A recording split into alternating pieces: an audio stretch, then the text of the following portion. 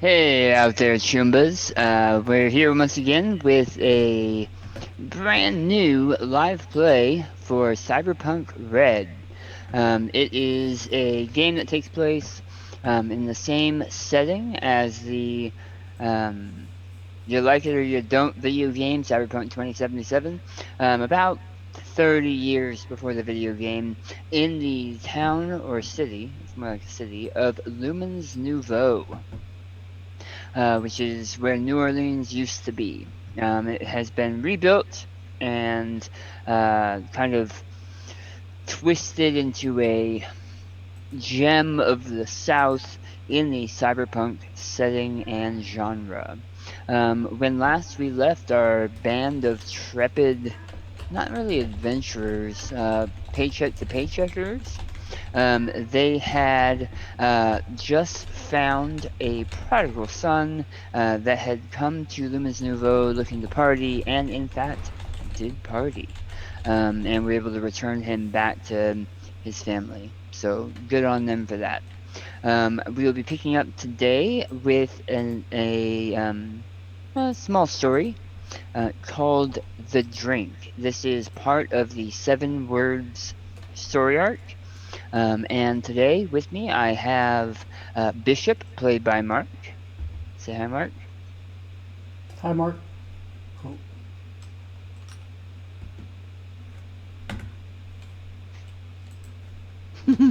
I also have No One, played by Naomi. Go ahead and say hi, Naomi.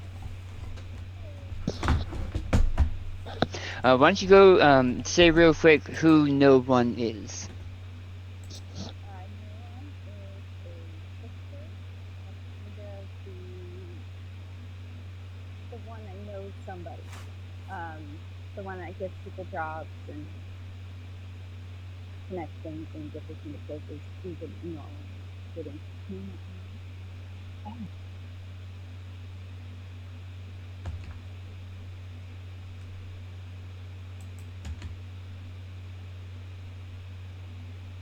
Hi, I'm Bishop, a So netrunner for essentially, hire No who is One on the is run a from a corporation.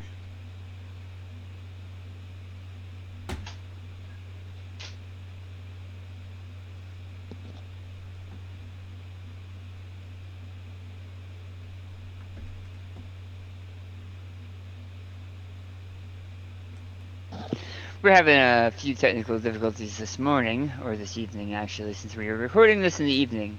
Awesome, thank you, Bishop.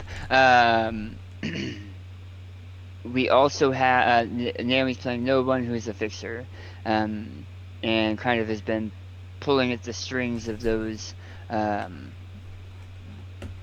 those contacts throughout the city.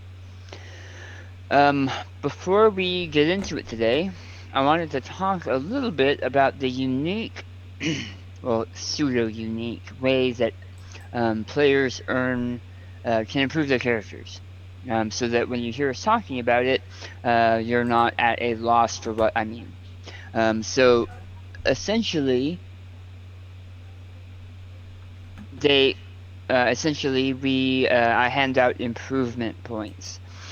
These IP, or improvement points, are traditionally rewarded based on how well a character did a task, how well the group included themselves in the story.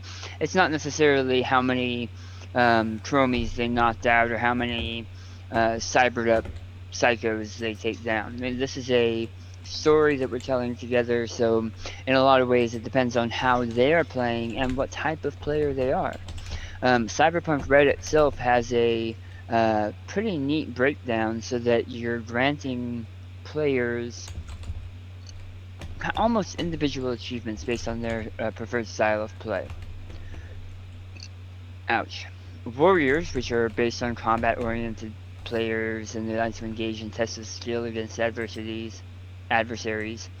Socializers, which are social oriented players and all about the overall game experience. They like to tell jokes, record stories, and contribute to ways that are not directly within the game. Explorers, who like to find new things in the world and help with building lore and building the fluff of the setting.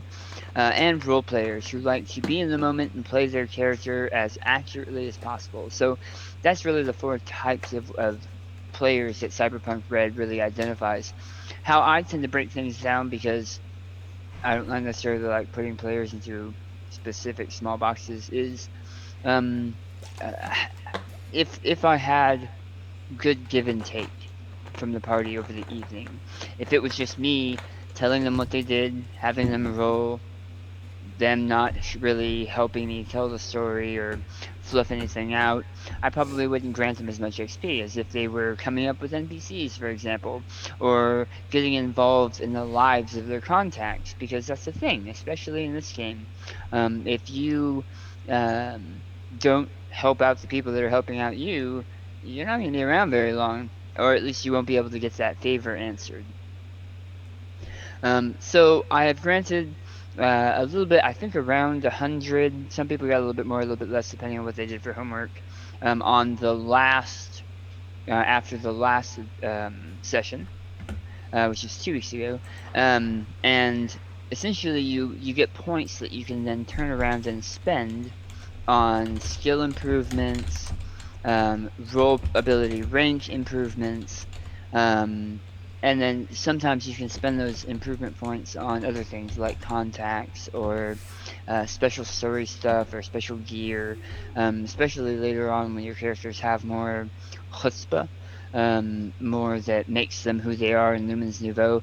You can spend improvement points on things like specialized named gear or specialized locations that the players now own, stuff like that, that you don't necessarily spend creds on. Maybe you spend improvement points because you've been gaining capital in social trade. In with contacts and with people, you've done enough favors for certain people or certain gangs that they're going to carve you out a piece of territory, stuff like that. In terms of typical skill improvement, it's actually really easy. It's if you don't have a rank in the skill, it costs you 20 IP, and then for every rank after that, it costs you that price with additional. So, buying a skill from rank 1 to rank 2 costs you 40. Rank 2 to rank 3 costs you 60. So actually, it's whatever the next rank for whatever that skill is times 20. So it gets expensive after a while, but you are increasing something up past the point of your average person when it starts getting expensive. Times two skills, which are your skills that require more resources and time, like paramedic, um, are going to be twice as expensive. Go figure, right? And then your role ability rank is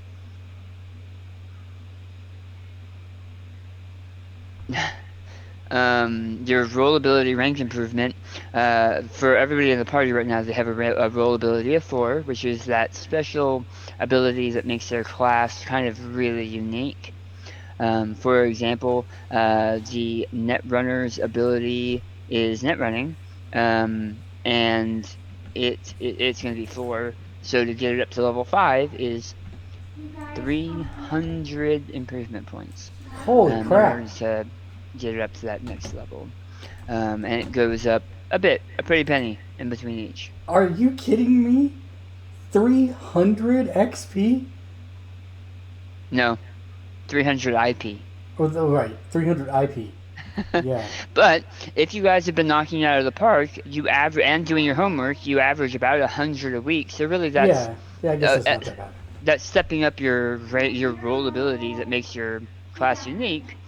Um, After 3 weeks. Right. Yeah, but characters only generally live 1 to 2 weeks, so I'm a little concerned about that. Yeah. So I'm not. Yeah, I know Wait, you're not. wait. Why is our lifespan only 1 to 2 weeks?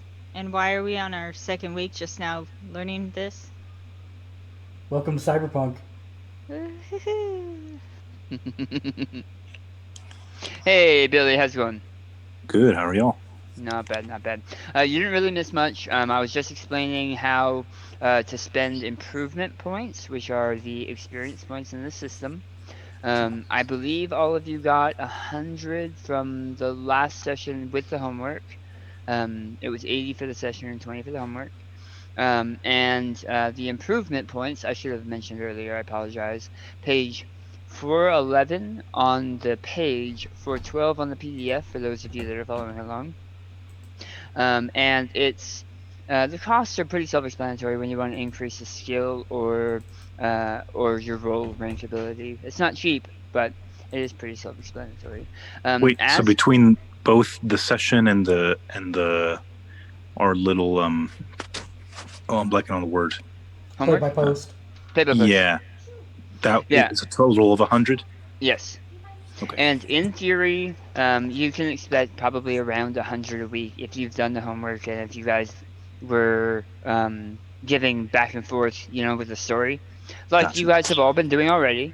I actually am very happy with the group we have because you all give and take with the fluff of the story. But yeah, you can expect about 100 a session probably. Sweet. Good.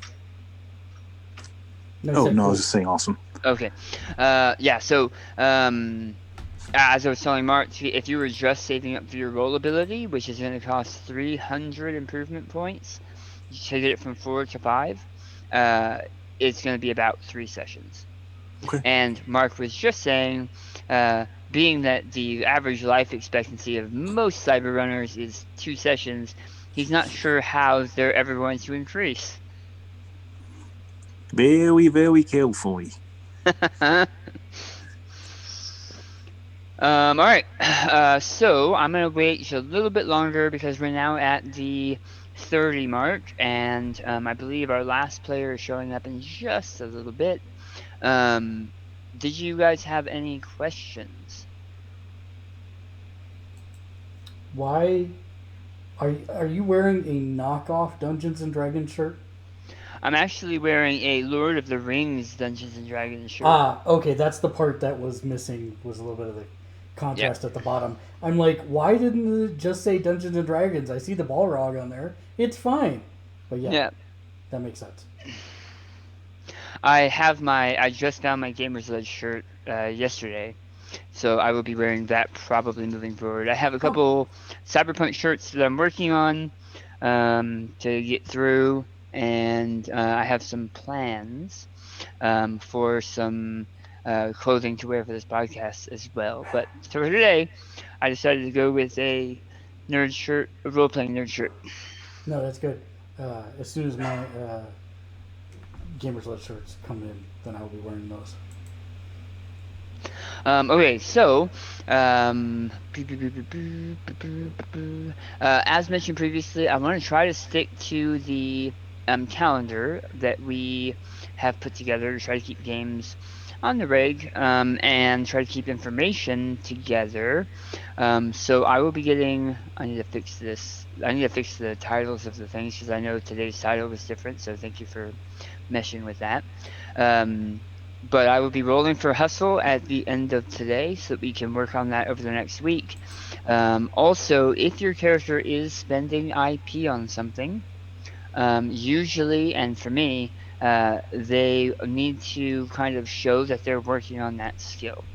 Mm-hmm. So if you wanted to upgrade your Streetwise, for example, then in your play-by-post fluff, talk about how your character is getting on the streets, talking to people, maybe working on contacts or working on learning about the street, learning about rumors, that kind of thing. For example. I have something for you, Dan. Yes. You owe Billy and I 2 programs. Oh, I do, and I actually wrote those down. Let me find the index card. Huzzah! Huzzah! Thank you for reminding me. No Yeah, problem. I'd forgotten about that too.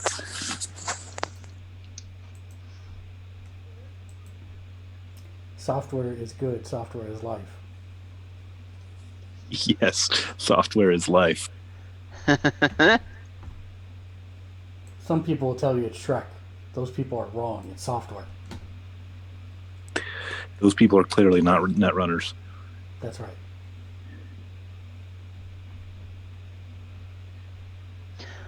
Okay. One is an ASP, ASP, page 206, for those of you that are on the page. Yep, thank you. One of them is an ASP. However, this ASP is a centipede. So it's an insect with hundreds of tiny insect legs, 100 and of them to be exact. and the face of a Japanese cartoon kitten with a small pink bow. Fantastic. Howdy, Jay. I will get to you in 1 second. No problem. And the other was a super glue.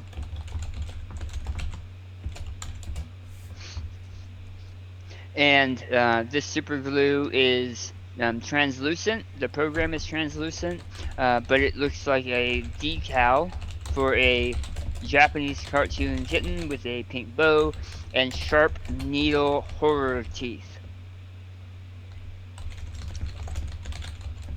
And that's page 204 for super glue. I'm noticing a theme here. Well, if you remember, the hackers that had challenged you guys had a theme. He was being facetious. Yeah. I even picked up what he was putting down. Yeah.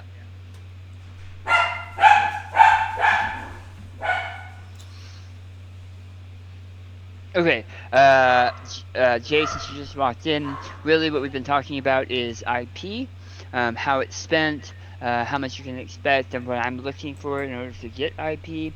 Essentially, homework, which you guys have all been doing great, and during actual play, as well as play-by-post, working back and forth with the story, working with the fluff and kind of building on this world are some of the biggest ways to make sure that we're building the story, telling stories, and the like.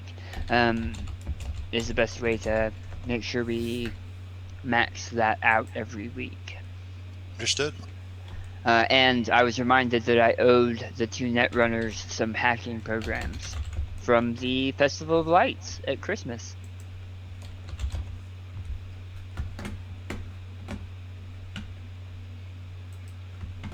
Okay, is everybody in here? Everybody's in here. I'm gonna change my color so it's a little bit different there. Okay. Alright. Let's go. I'm gonna stay here for a moment. Does anybody need a break to get something to drink or to use the restroom? I'm good. Okay, that sounds like it. Alright. It is a Thursday evening. Things have been fairly calm. The weather has been very sunny, like sunburn, your body crisp sunny. But the sky patrols and weather drones have assured the populace of Lumens Nouveau that the aerosols that are being distributed over the city will continue to prevent the worst of the large-scale ozone burns that have been happening roughly in this area for the last 15 years. You all have seen the devastation up north in the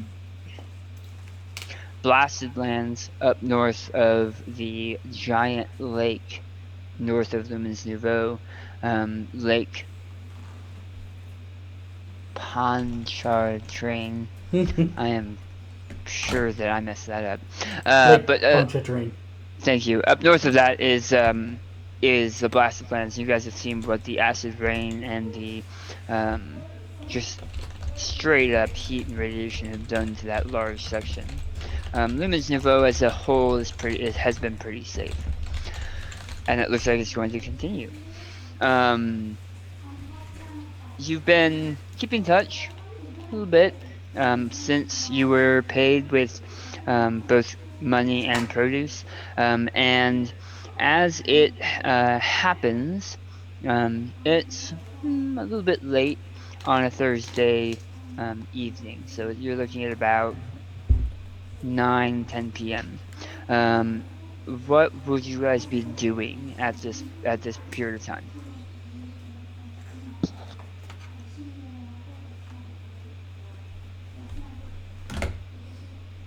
So I have a quick question, Dan, about the last week, since we. But I think you are tied up at the moment. According to the calendar, this is last week. Oh, so we're playing last week. Okay, that We're playing last week. Your next hustle will be 2 weeks of hustle. got it. Okay, that answers the question. I should have started with that. Thank you very much. Yeah. No problem. Thank you. So then Bishop would be trying to set up a meet with, um, now that his son has been returned to him, he'd be trying to set up a meet with the gentleman we took the job for through the female bodyguard, which I have none of their names in front of me at the moment. Silvio Talking Kane. about Silvio Kane? Yeah, Silvio Kane, and her name Lux. is Lux. Yeah. Yeah, and Linus was the kid we saved. No, I don't care about him. So, as a reminder, Lux took Linus in, and Lux said that she would be staying in the area, but that Linus would be traveling back home to the East Coast. At least that's an assumption you can make, where his father already is. Correct. So, getting in contact with the father may not be the easiest thing. Well, it'd be Lux. Lux, I'd be going through first. Okay. All right. So that's Bishop. What about Noble? So is on a date with Lux a possibility? Sure. Okay, well, I'll be at least, making the attempt, and if we don't actually have an active job, if not, I'd probably be getting ready to go out and see people. Okay.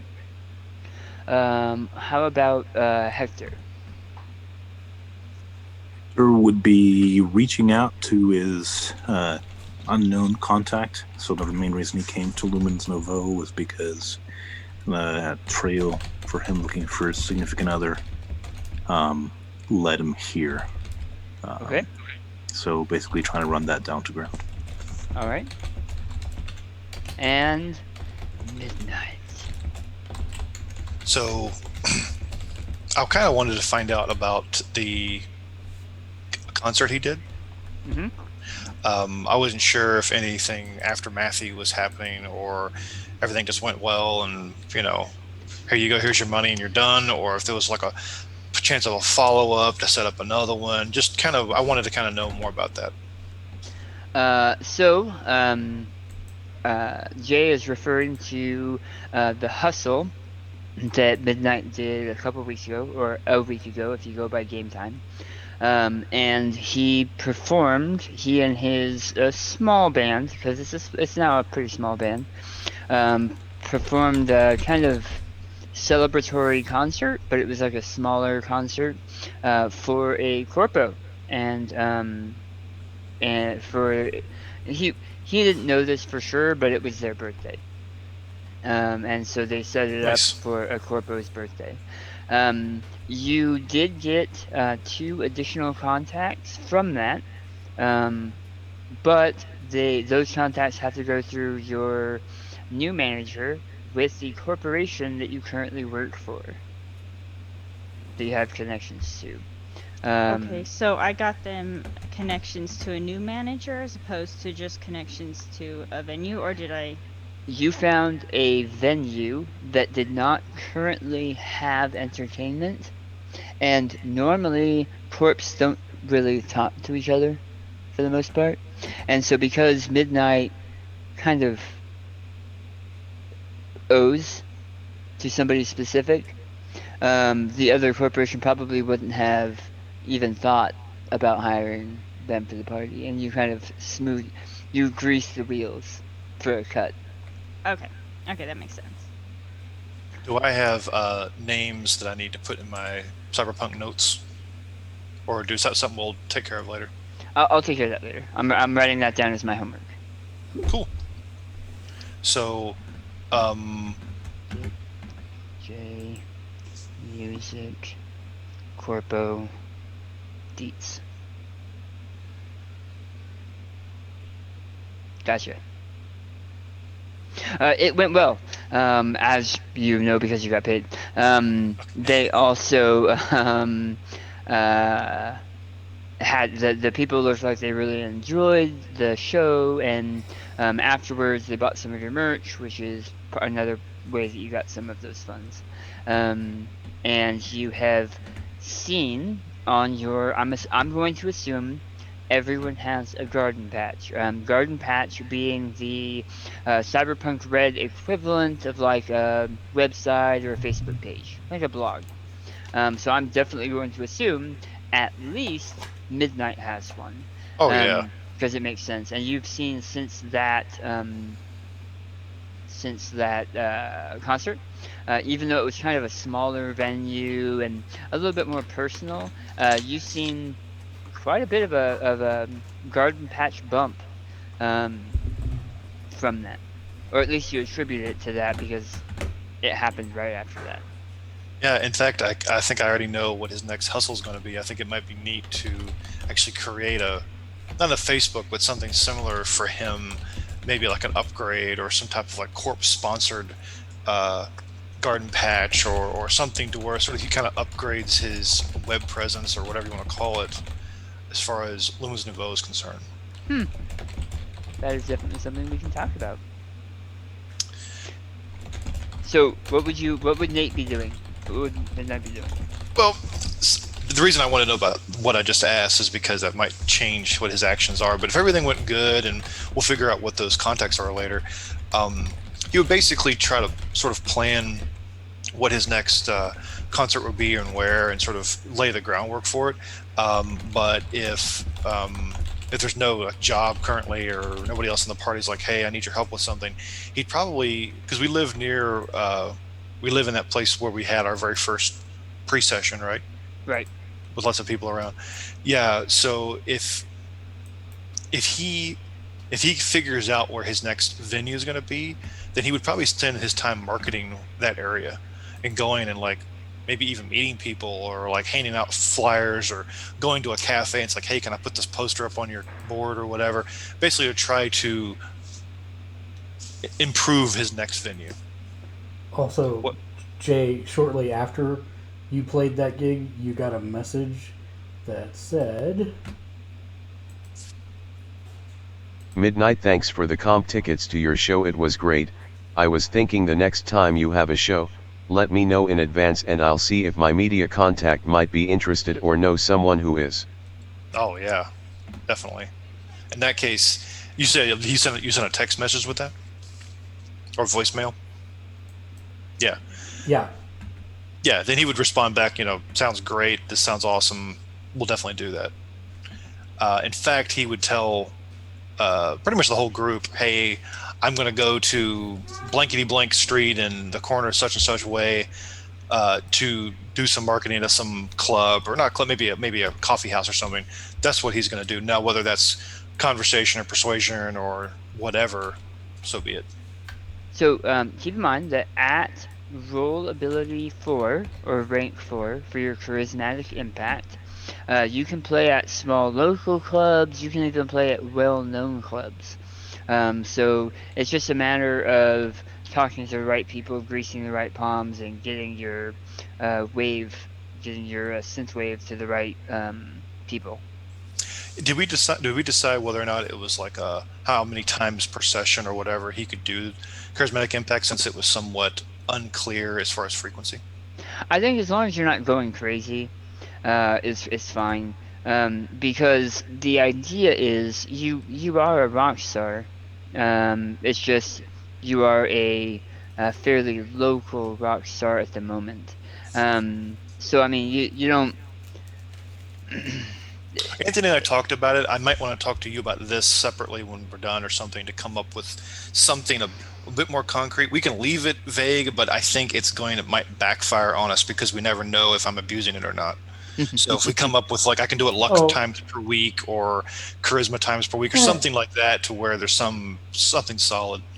trust me, I know Dan well enough to know that he'll tell you if you're abusing it. But I don't want to get to that point. Yeah, you want to make sure you're playing it safe. I get you. That's I'll talk to you off. I'll write that down, and I Cool. will talk to you offline about that because that's a valid point.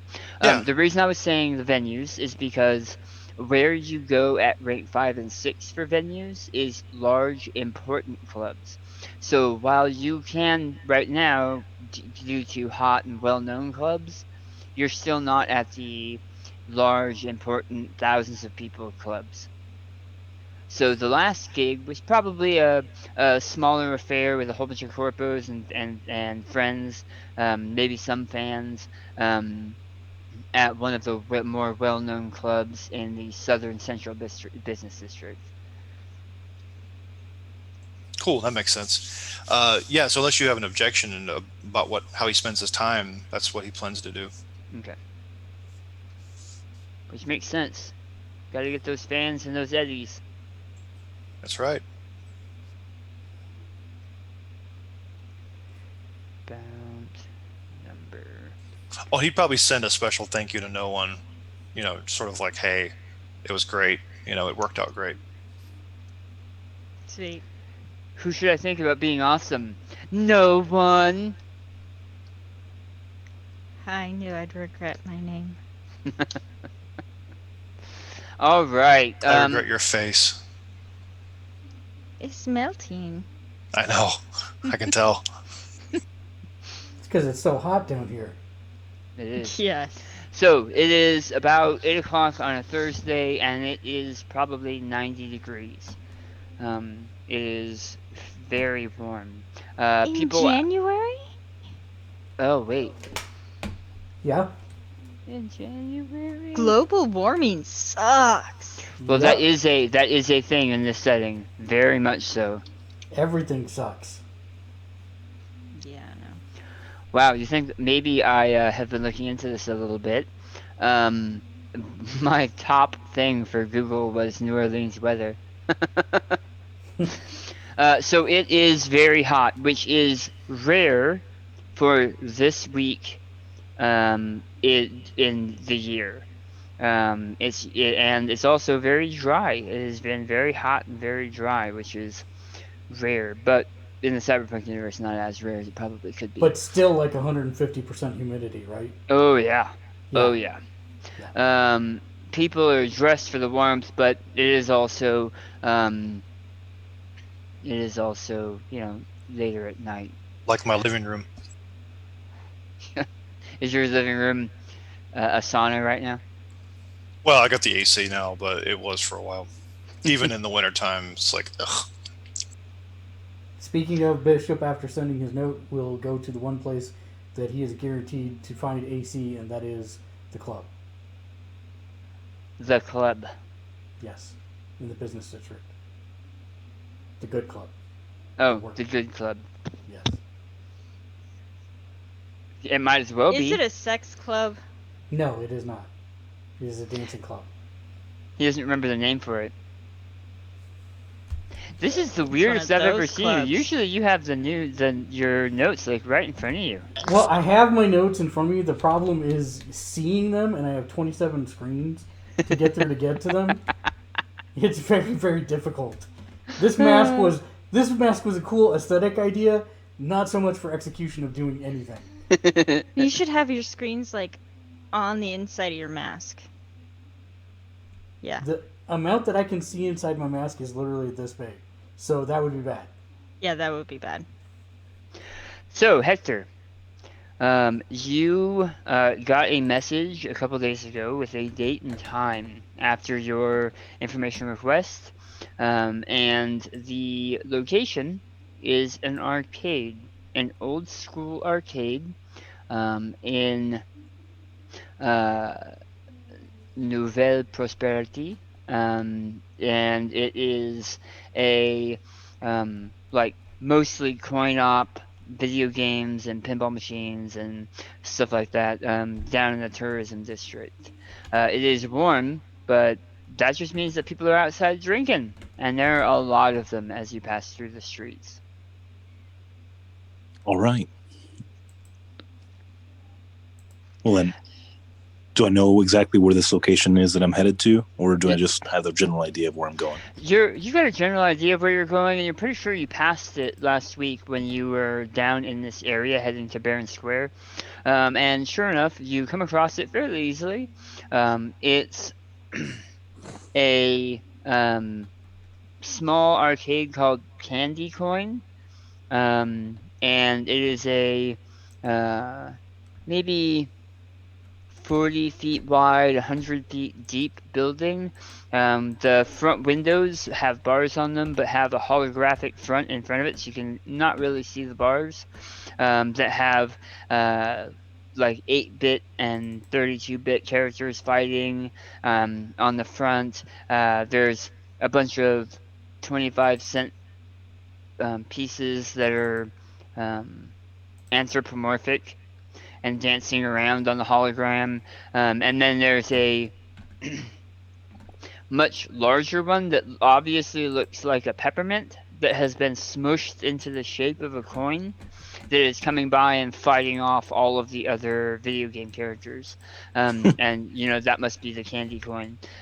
Inside, you hear a raucous amount of just kind of random jangles and jingles and tones and music and people laughing and like actual music, like all of it mashing together into a variable cornucopia of sound that almost hits you as a wave as you walk in the door.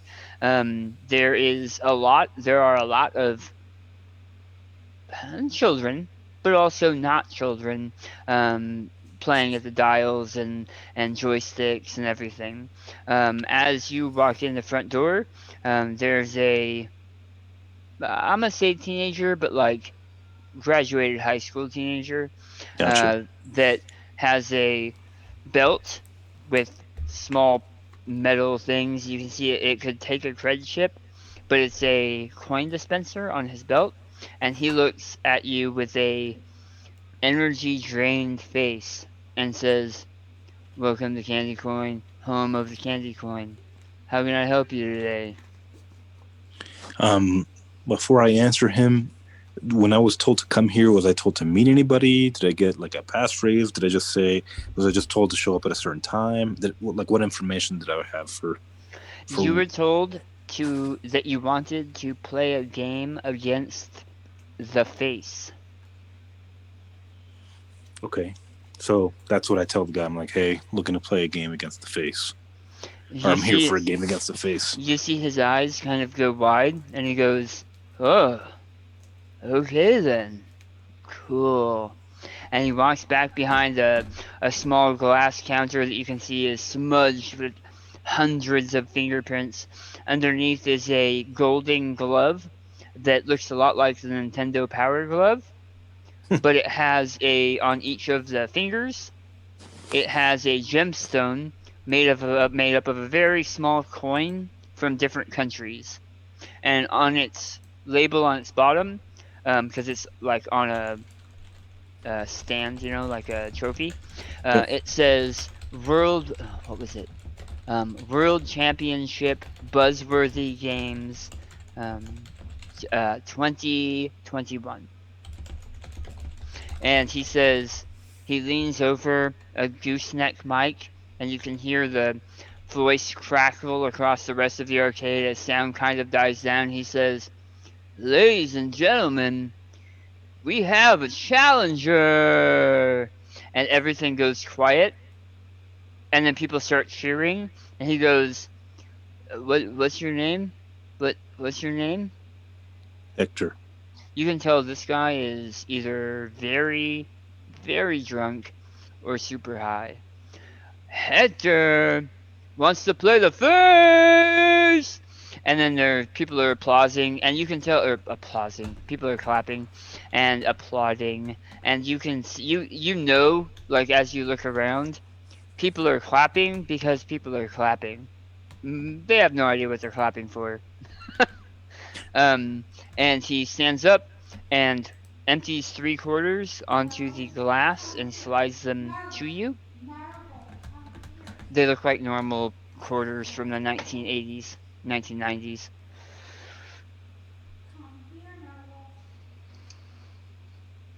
I asked the guy, "What can you tell me about the face?" Before I like, I'm not sure. Is it obvious to me? Can I tell what I'm supposed to do with those quarters? Like where they're supposed to go? Nope. He Okay. laughs and says, "Yeah, like you wouldn't know coming here to challenge him without knowing." And then he starts walking towards the back of the arcade, like Well, slow enough that you're supposed to follow him. okay. I'll go ahead and follow him. And do I grab the glove? Does he have the glove? Oh, okay. So the glove is underneath a glass, like it's there. He has a glass countertop where he Gotcha. rings people up, and it was inside the glass countertop. So it's like a. That's what you were saying. It's like a trophy. Yeah, it's like a trophy for a Okay. championship. All right. So I just follow the drunk high guy. Yep. So as he passes people, if it wasn't, if it was commonplace, people would be slapping you on the back or congratulating you or whatever, telling you good luck. As it stands, people just watch. Some of them point and laugh, and some of them clap, and everyone else kind of turns back to what they were doing, games or whatever. You see that there is a fairly large collection with these rows and rows of games. Like I said, like 40 feet by 100 feet, and it's nearly packed with arcade cabinets and people. As he winds you back, moves back through the crowd to the back, there is a large door. The door looks like it does not belong here in this arcade. It is large and stainless steel and has one of those nifty eye slots like, I don't know, mobsters have when you knock. And he knocks, and it slides open, and you see a digital eyes, like 8-bit eyes. And he says, "Somebody's here to face the face." And they open up the door, and it's insane. They open the door, and it's a black room with black curtains on all the sides, black ceiling, black floor, and like 50 computer screens. And in the center is a dais with a like an old Atari joystick with one red button. And you don't see the person that opened the door. He ushers you inside and closes the door behind you. And the whole room goes dark except for in the center of these 50 screens, which now you see make up one screen. Like it's 50 different monitors that make up one screen. You see a blinking white dot. And we'll cut to no one. As you are getting ready for your date, you make up your face and you hear His face is the melting. you hear the roar of some kind of high power engine pull up outside the stacks where you live. Please say that is my knight on shining wonderful motorcycle. As you take a peek out your door, you can see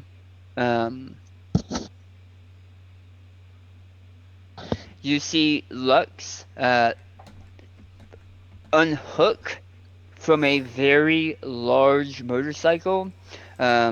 She is currently dressed in riding leathers, but as she steps off the motorcycle, you can see that it's a thick leather jacket, a full face helmet, and she's wearing knee-length motorcycle boots and a dress, like a blue dress.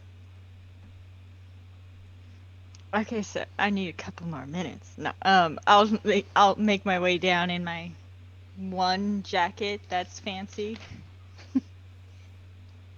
Be like, I have a special surprise. Unfortunately for her, the special surprise is a trip to the arcade.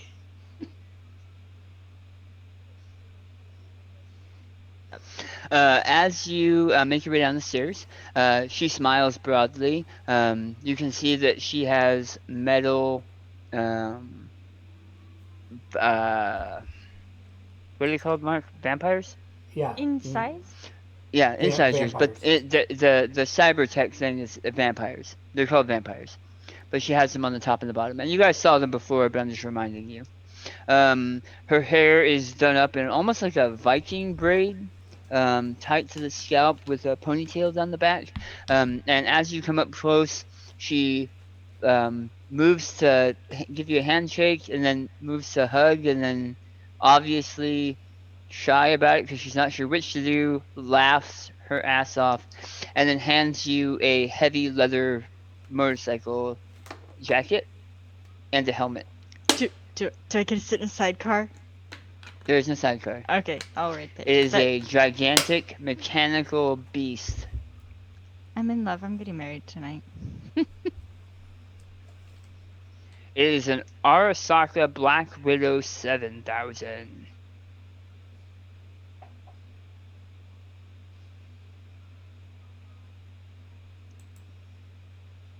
It's a Black Widow 7000. Yep. No one you know after she mates with you, she's going to eat you. Yeah, that's the I'll take plan. that one. Adult show, yay! Yay, adult show. All right. She says, "So, did you have any plans?" So no one kind of blushes because no one had this cheesy plan of a date at an arcade and kind of like old school it, but like this is a classy lady with her vampire teeth and badass motorcycle. But it's the only plans I have. So I'll give her the address of the arcade and just so happens probably picked it up because I heard Hector mention it. I don't like bouncing back and forth, but Hector, do you think this is something you would have mentioned? That I was going to the arcade? Yep. No. Okay. So, Okay, then never mind. well, you I can don't still mean yeah, that I'm in, still like- going there just because Yeah. inspiration came to me. which is fine. Yeah. I just didn't think it would be something that Hector would have mentioned. That's all. He's still in the growing to get to know people phase. True that. And now you get to know them as a third wheel on a date. Yay! Oh no, Unless- I'm going to the unless- arcade and I'm just gonna, entertain myself by watching him challenge someone, but that's just a happenstance. All right. Happy Bishop. coincidence. Happy coincidence. Yes, Bishop. I'm going to Exos. Okay. Thank you for looking that up. The club. Which club is this? This one is the one in the business. This is the non-work Okay. one. This is the one where Jenny works. Okay. As you arrive at Exos, and that was XO, right? Correct. You start walking up. You see there's a line outside of people waiting rather impatiently. But as you walk up, one of the bouncers who recognizes you, his name is Philby. Phil B, like B is the first letter of his last name, but he Got it. pronounces it all as one thing, and that's Philby. Okay. Nods at you and then nods to the door and says, "You're she's looking for you. I don't know what you did, but she doesn't seem happy." Really? Oh, well, Yeah. you say really. Yeah, I don't have time to go to do the voice. No, for- I know. Really? I understand what you meant. Thank you. Really. Yes. And Philby nods and says, "You better get in there." And then you hear people as you start walking past them to go inside. You hear people whining and yelling and shouting. And you hear Philby say, "Don't you know who that guy was? That's the mayor." And people are like, "What?" And they're leaning, trying to see what you look like. And you can hear him chuckle as you pass right by him. And you make your way inside. As you walk up to the doors, you hear a very soft. You need to remind me to set up sound next time, Mark. Set up sound next time. Yeah, next time before we play next time. You hear a soft beat through the door, but as that door opens, you're hit with like sonic waves of southern electronic dance. And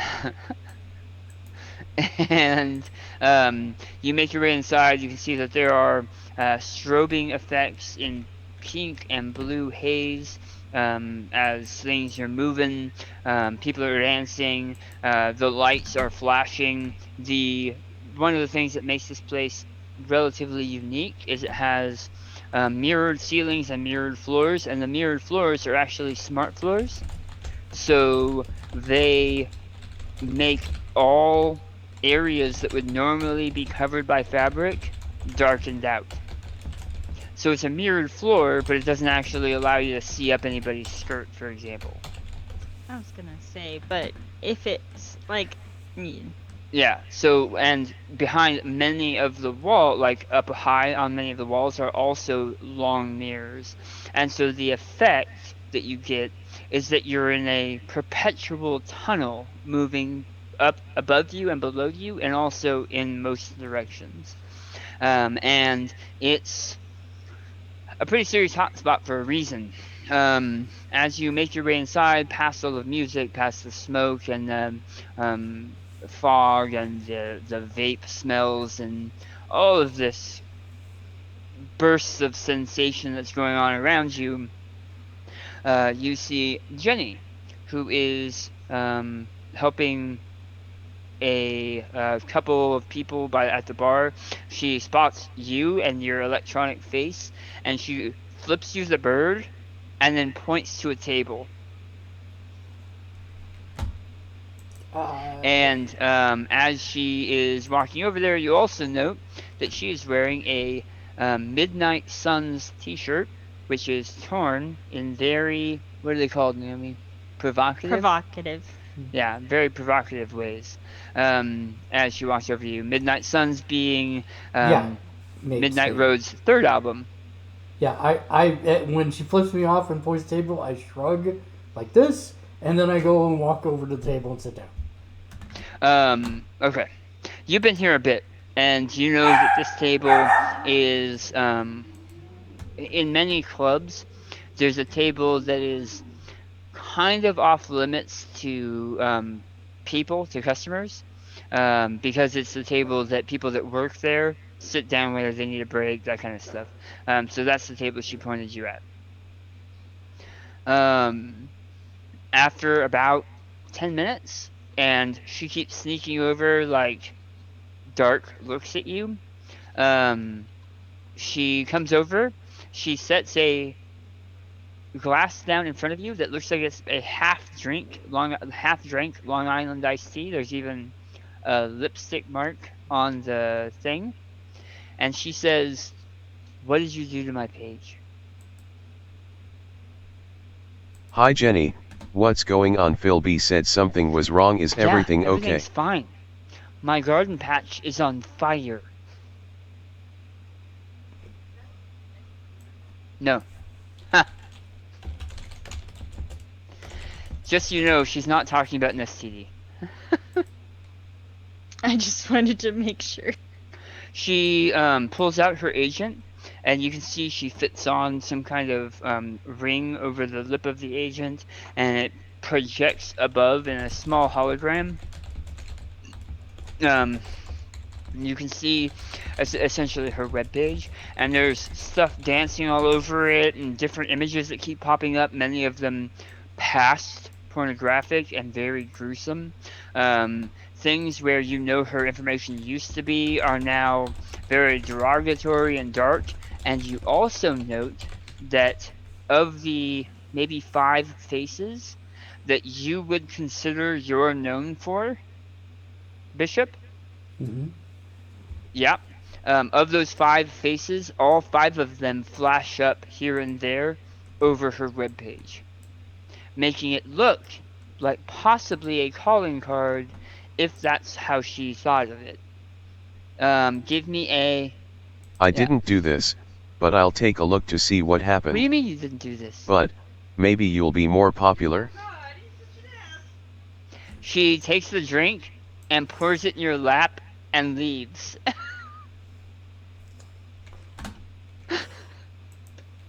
She's not laughing. I'm laughing. Well, I thought she'd be laughing, but apparently not. So that's all right. I will. I Make will. yourself more popular. Yeah, I was teasing her. Um, I will. I will take a look and see what I can find out. Yeah, no one says, read the room. It's very loud in here. Alright, so go ahead and give me computers or net running check, please. Alright, midnight. As you are making your way to Exos, you I was know just that, going to ask about that. yeah, you don't have a lot of you know they don't have a lot. You've been there too, but you know they don't have a lot of live performance stuff. Most of it is electronic and DJs and stuff like that. Um, you had heard a rumor that um, Davies, the part-time owner, he's the one that makes a lot of the decisions for that kind of stuff, was interested in having you come and maybe do a show or two just to try it out. But he would tell you when they were available. And that was about 3 or 4 months ago. hmm So you figure maybe dropping in might not be a bad idea. So we're not dropping in the drop spot, we're dropping in the Exos. Yeah, drop the pod. Gotcha. I was looking at the living setting document Yeah. on the drive, trying to figure out what my possibilities are. So, yeah, the one of the Exos Club is fine. Okay. And as you head there, you see there is a bouncer you've seen before, but you don't recognize. He's a big dude, dark skin, has like very neat chrome tattoos. One is a tiger that is the tattoo is just the tiger's stripes that goes down from above his shoulder down across his arm, with like the face on his very large forearm, and then his paw and claw go down over his hand. And again, the stripes are all chrome. The rest of it is just his dark skin.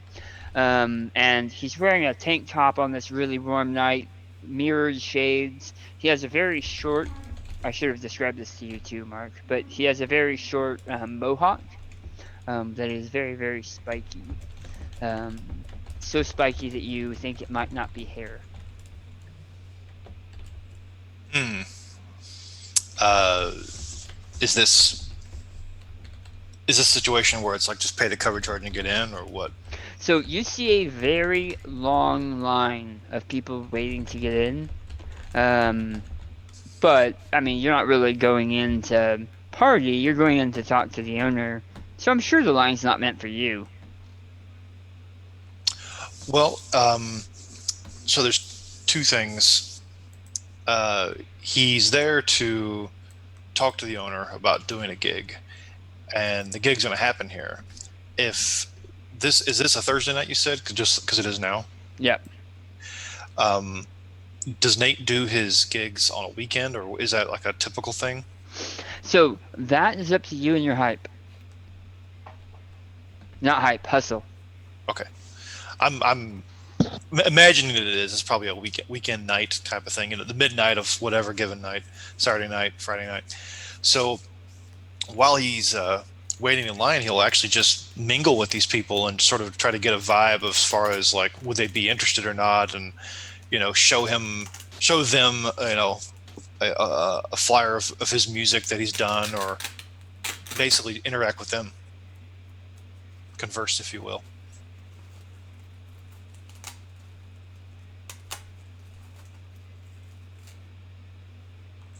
Or not. You don't look too happy about that.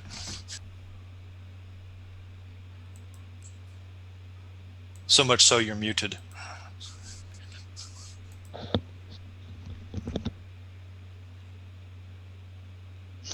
Or not. There you go. You're here. Son of a gun. I was reading up on the charismatic impact ability. Can you go ahead and give me a D10 plus 4 for your charismatic impact roll? As you are kind of talking to people and seeing what kind of music they listen to and if they'd be interested and what kind of people come to this club.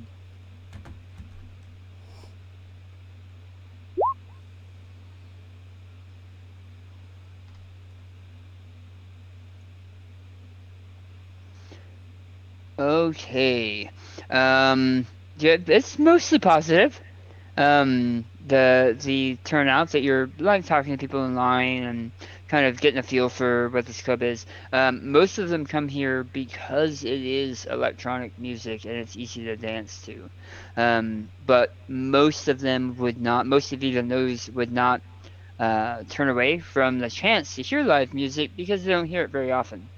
Um, most of the um, musicians are either complete sellouts to the corporos in this area that they do jingles and only approve shows uh, that bring in specific types of people. Hmm. But yeah, they wouldn't say no to somebody that sings their own music. In that case, what Nate is going to do is actually write down the names of anyone who gave a name, as far as people who reacted either neutrally or positively towards this result. So whether it's 5 people, 10 people, whatever, he's going to make a note of those names. We don't have to have names, but just the fact that he knows them. Okay. Uh, when that's done, he's then going to approach the bouncer about getting in to talk to the manager. Okay.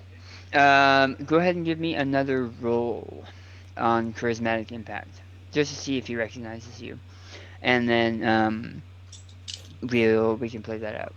And then while he's doing that, I'd like to walk back up to the bar over to Jenny. Yep. And Bishop, you make your way back over to the bar. You are currently holding her agent because she was so upset. Yep, you're good. Jenny, look, sorry, I shouldn't have been joking around, I didn't do this, but it looks like someone was trying to get my attention by maybe hacking your garden patch. I will see if I can fix it. By the way, I meant to tell you I worked a job with the lead singer of the Midnight Suns. Okay, I understand that you're just trying to butter me up at this point, but I was there. I was livid. This is. I don't. I. I'm not even. And she even tells she's just extremely frustrated. Yeah, that's where I'm getting the reference from. She said. No one just said, "You sound like me when I'm upset with you." Talking about me. I really didn't do this. She nods, and you can see that she is trying to calm herself down. She says, "Fix it if you can, please, and make it so that people can't do this again." I've had people coming in the last week propositioning me for the stuff that they're seeing on my garden patch, and it changes every day. Of course. And then she will nod as if thinking something to herself, and she slides your drink to you, Bishop, and then shakes her head and walks off to go clean tables. yeah, and I rolled a 10 on my interface, and I'm going to start trying to see what I can see. Okay. With a 9, he does not recognize you, Nate. But you're standing there in all your Rocker Boy glory. How would you like to proceed? Well, I suppose if I could persuade him to enter to speak to the boss. Do I know the name of the guy who runs the club? I'm guessing I do if he said he'd get back to me. I don't have to know it, but I'm sorry? Robert Davies. Or Davies. Yeah. I will make a note. He's a part-time owner, but he deals with the entertainment side of the business. Cool. Well, yeah, in that case, he'll want to mention, he'll name drop him.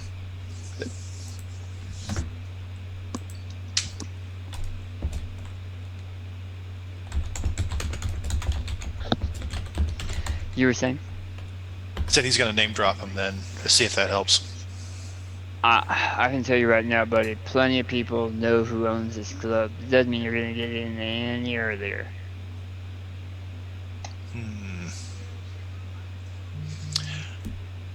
Given that Nate has level 4 of bribery, would he just instinctively know what a good bribe might be? Yeah. No, level 4. Yeah. I mean, go ahead and make your roll. Okay. Because you're essentially sizing this guy up, and to take a guess at how much it might take. Okay, yeah, I didn't want to roll it and be like, commit myself to 1,000 eddies or something.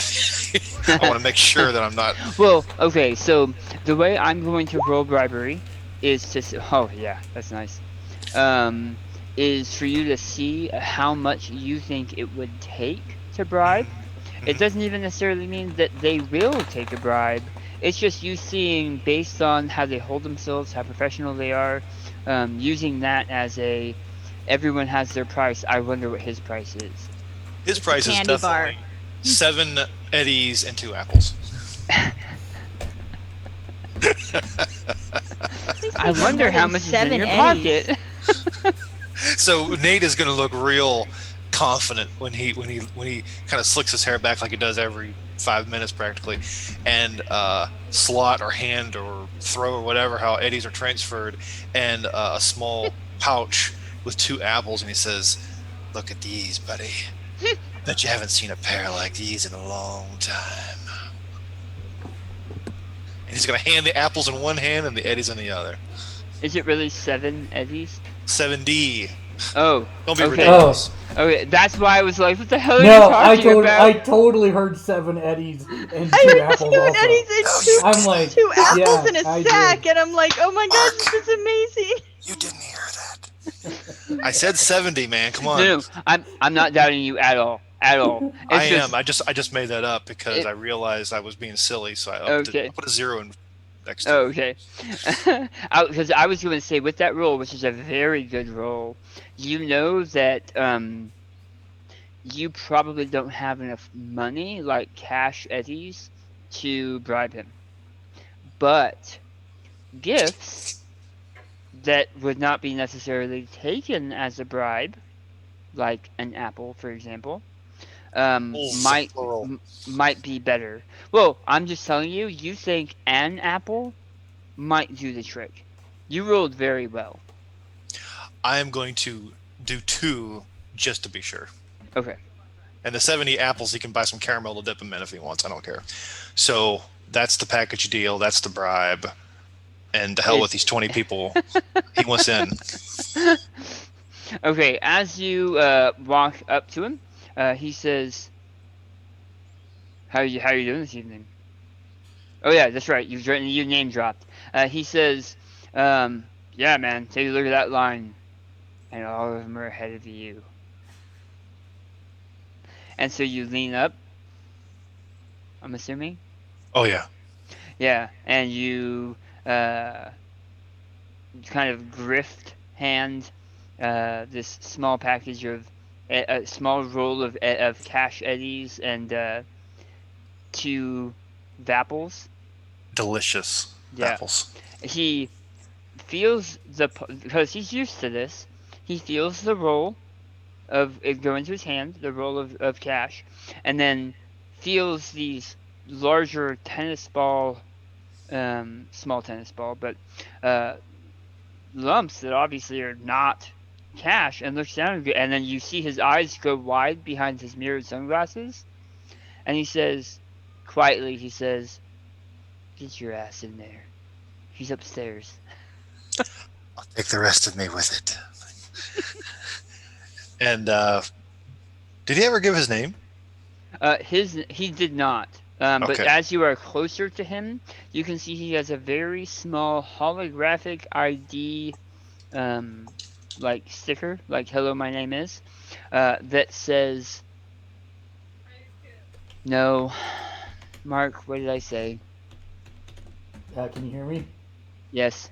Yeah, then it was Philby. Philby. I want to say Philip D, and that wasn't right. It's Philby. I got Philby, yeah. And Yeah. so he's going to lean in and say, I got you, Philby. I got you. And so he's going to nod to the, let's say, 5 people or whatever that were impressed with his uh, charismatic impact on the outside, whatever number that is, so sort of Yep. looking at them like, I'll see you later, kind of that signal. Then he's going to go in, and I'm actually writing up some names right now Okay. for you. So whenever Uh, you get back to me, I'll let you know. all right. Okay. Mark, you are working on the garden patch. I will circle back to you if you can please make another roll. I'm now going to Hector. Hector, there is a small blinking dot in the middle of like 40 of these large monitors, and as you are kind of standing in the middle of this room, uh, you hear a voice. It is kind of electronic in the way that Bishop's voice is electronic, but it's not as deadpan as Bishop's voice. And um, this can be a silly question, but Billy, you know what a light bright is, right? What is? Light bright. Yeah. So there is a face that appears on all of these screens that is made up of a light bright.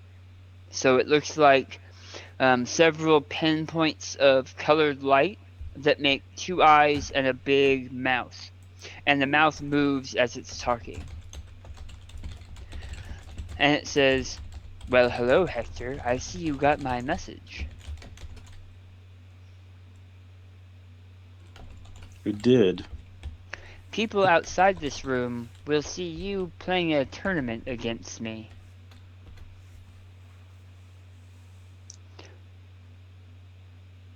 Hector doesn't say anything. He just kind of waits silently to see what else this guy has to say. I know you have been looking for someone. I thought I might be able to help. Any help's appreciated. But I'm There, assuming no help comes free. Sadly, that is more true now than it was decades ago. I first need more information from you on who it is that you seek, and who you feel might be responsible for that. I don't know for sure who's responsible.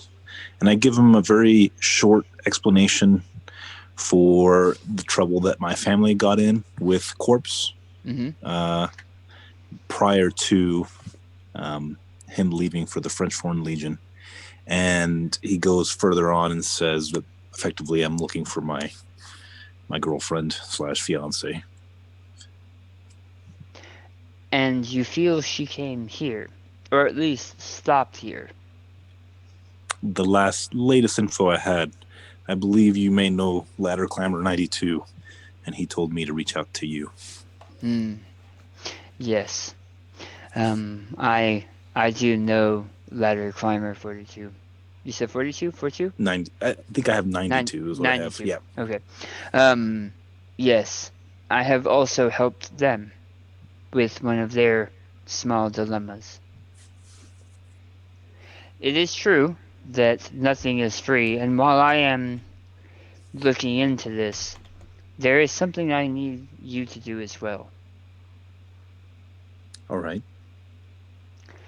You will be contacted, or people you know will be contacted shortly, to investigate a oil drilling platform. I need something installed on this oil drilling platform. What's this thing you need installed, and what does it do? It is a one second. He's really good at that. He builds up the dramatic tension. And it is a and then mute. He's done it like 3 times during the podcast now. It's amazing. I'm sure I have no idea what you're talking about. It's all about anticipation. It is a satellite dish. It will allow me to communicate with some resources that are out on that platform. All right. And this will help me find my fiance if I do this for you. Well, it will. Yes. While you are doing that, I will be using much of my resources to assist you in this search. Is this satellite dish going to cause any damage, or is it potential for loss of life if I do this for you? There is always a potential for loss of life in any action. I have found out that far too easily. But I do not believe that anyone you know or care about will be affected in any way by this installation.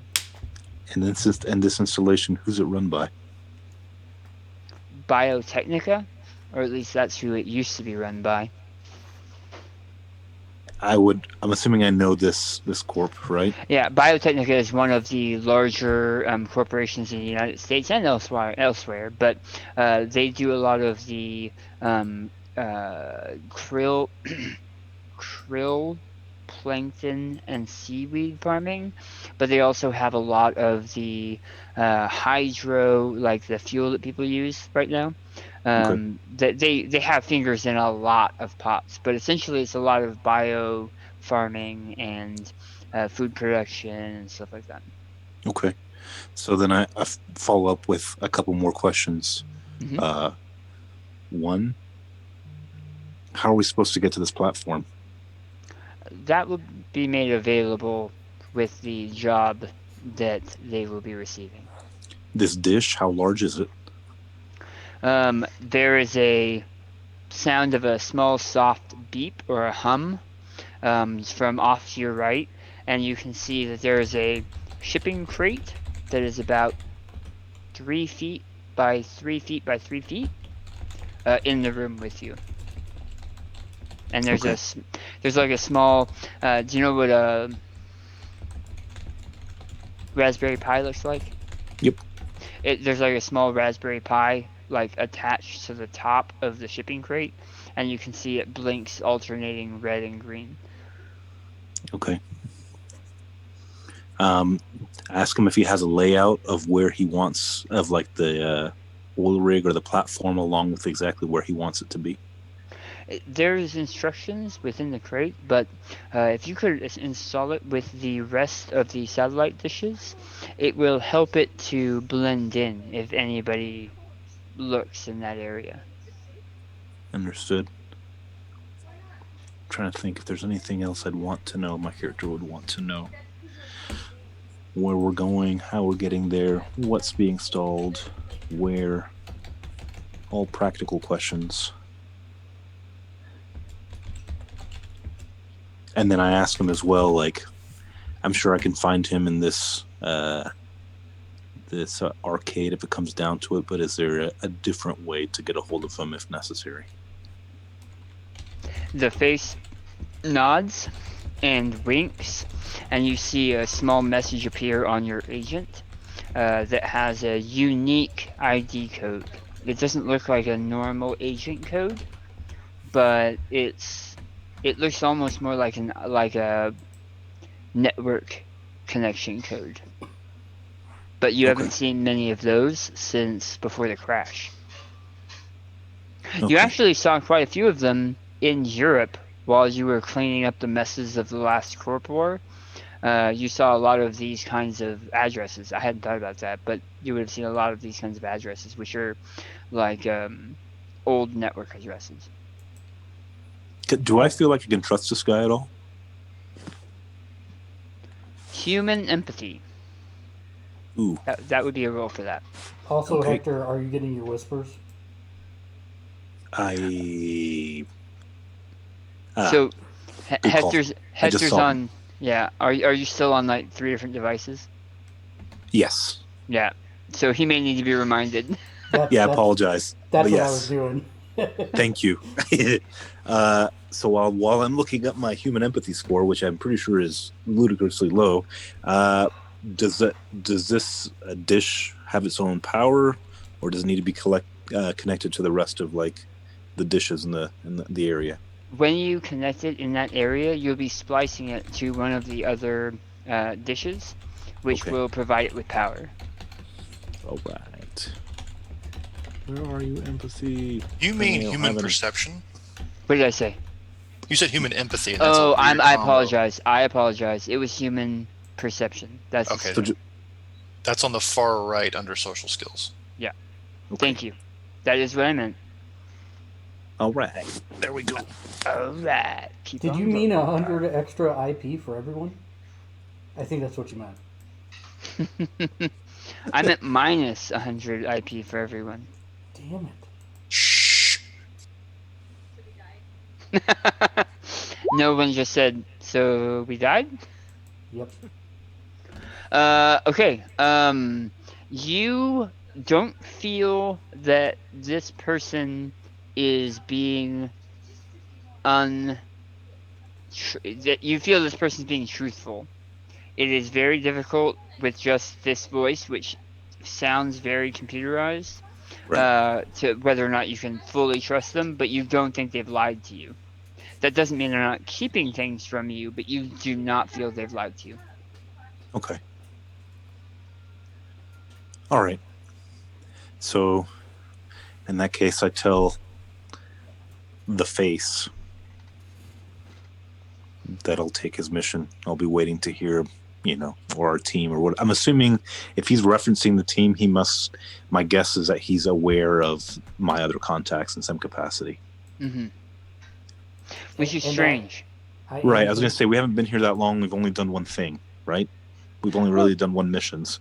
Yeah. And then I guess the intro session, right? So I guess. And to be fair, you guys didn't really do things together at the Festival of Light either. Okay. You were there as PCs, but there was a lot of people there, and you guys were all over the place. So it is strange. And I'm still making sure you saw the whispers. I think there's other questions that Bishop was saying, although Bishop's not there, so there are only suggestions. Bishop's not there, so I'm not saying that. Outside the game, I only see 2 questions that you asked. Yeah, okay. I just want to make sure you saw them. That's all. Yep. I gotcha. What was I going to say? Following along those lines, I guess. The mission we just ran was. Do I remember the guy's name? Okay, I'm sure you remember his name. His name was Silas. Silvio. Thank you, Silvio. I wrote this down, I thought, but I can't find the damn. I have several notebooks full of notes that are not here. I would look for them before the game started and couldn't find them. Which means, like a proper GM, I put them somewhere else so that I could study them over the course of this last week, studied them, and then left them there. Silvio Kane is his name. His son's name was Linus. Not that we care about him. And and he worked for Continental Brands. Yes. European. So just kind of at this point, as I'm kind of asking him questions, like generic questions, I just slide into the conversation. If he knows Silvio, or if he's related to Continental Brands in any capacity, or if he does work with them or anything like that. There is a pause, a fairly obvious pause, as I'm about to do it again. We're about to do prayers. Why don't we take let's take a 5-minute bio? Okay.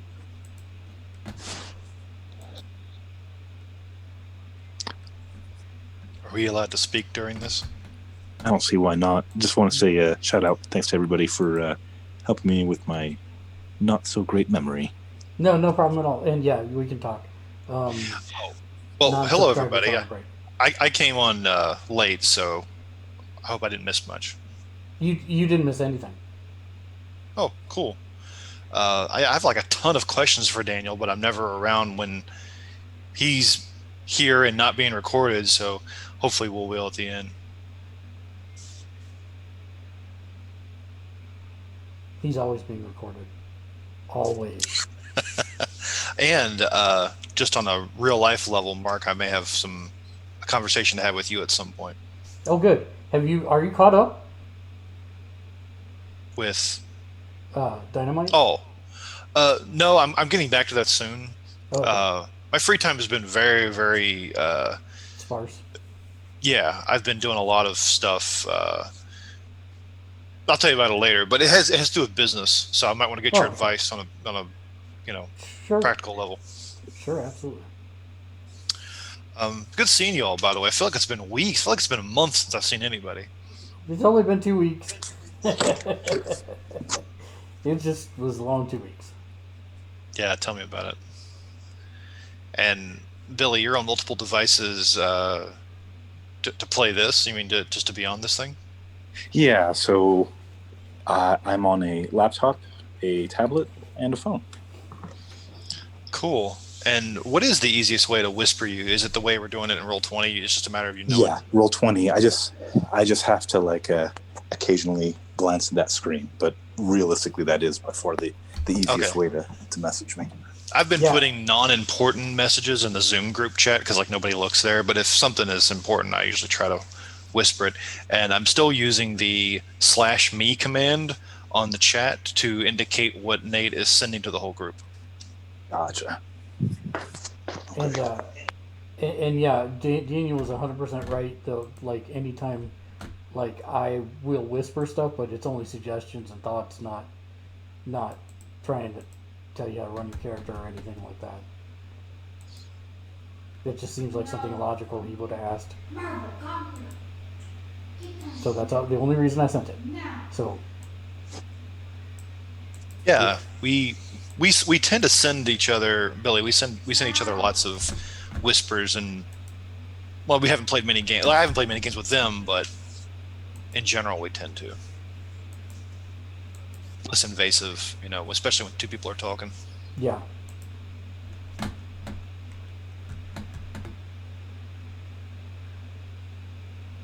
So I'm curious, Mark. Did you spend any IP on Bishop? No, because I found out, like I had been saving it just to see, because we hadn't had the big IP discussion yet, and Daniel kind of did that at the beginning when people were still filtering in, and it's 300 IP to raise your class power, one level. Oh, okay. I was saving up for a skill raise, but mine's only 140, so I just need one more reward basically, and I can raise what I want. But it's good to know what you just said, though. That's kind of nice. So I'm actually saving up for the same reason, even though it doesn't actually. I don't think it has any impact on our net interactions.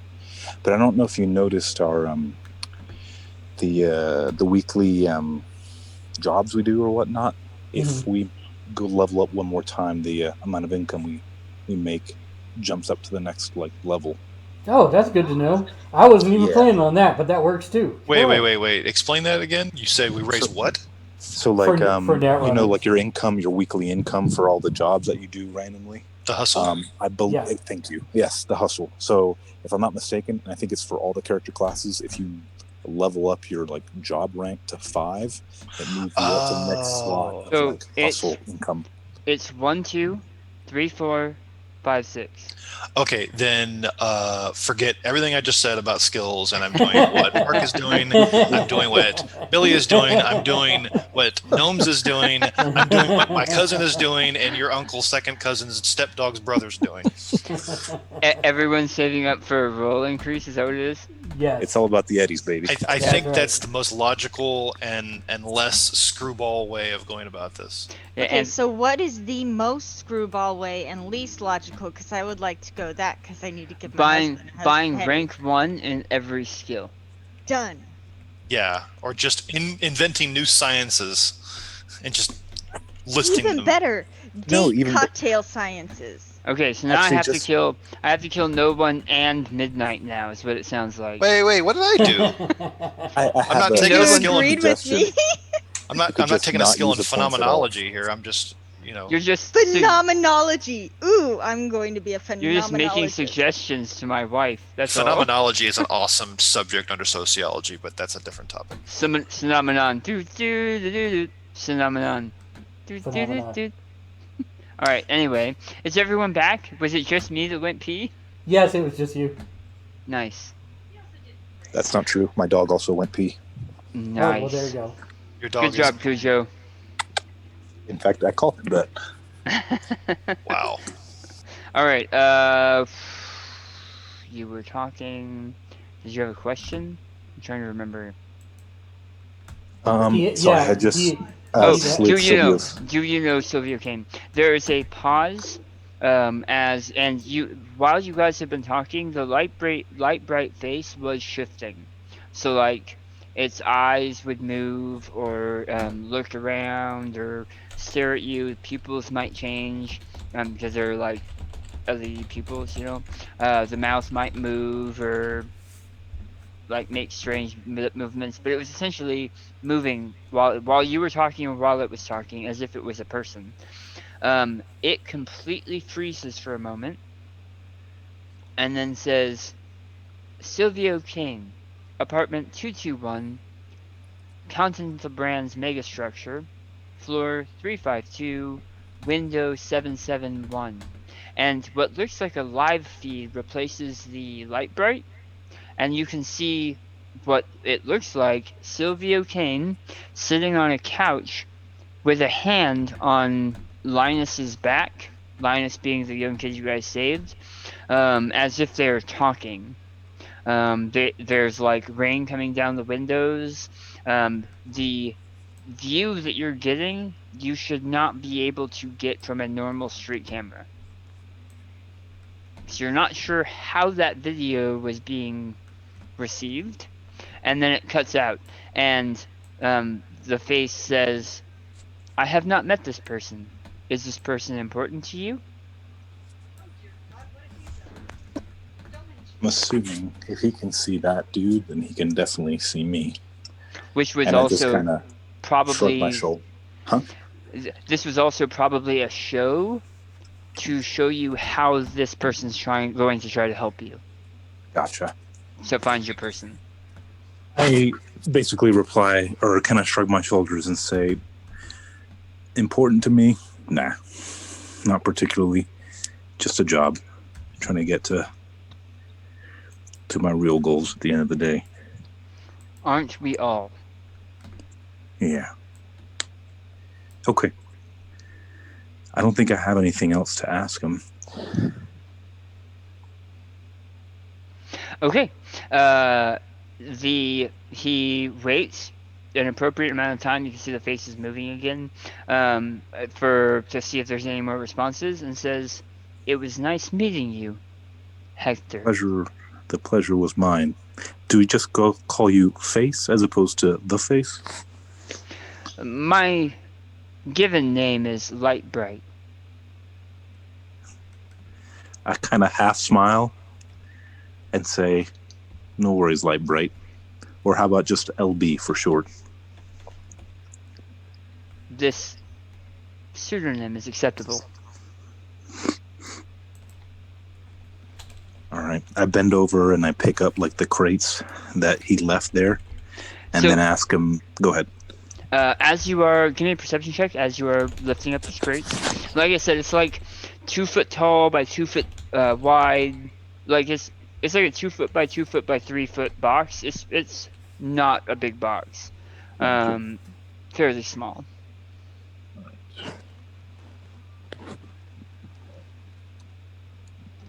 Ow, ow, ow.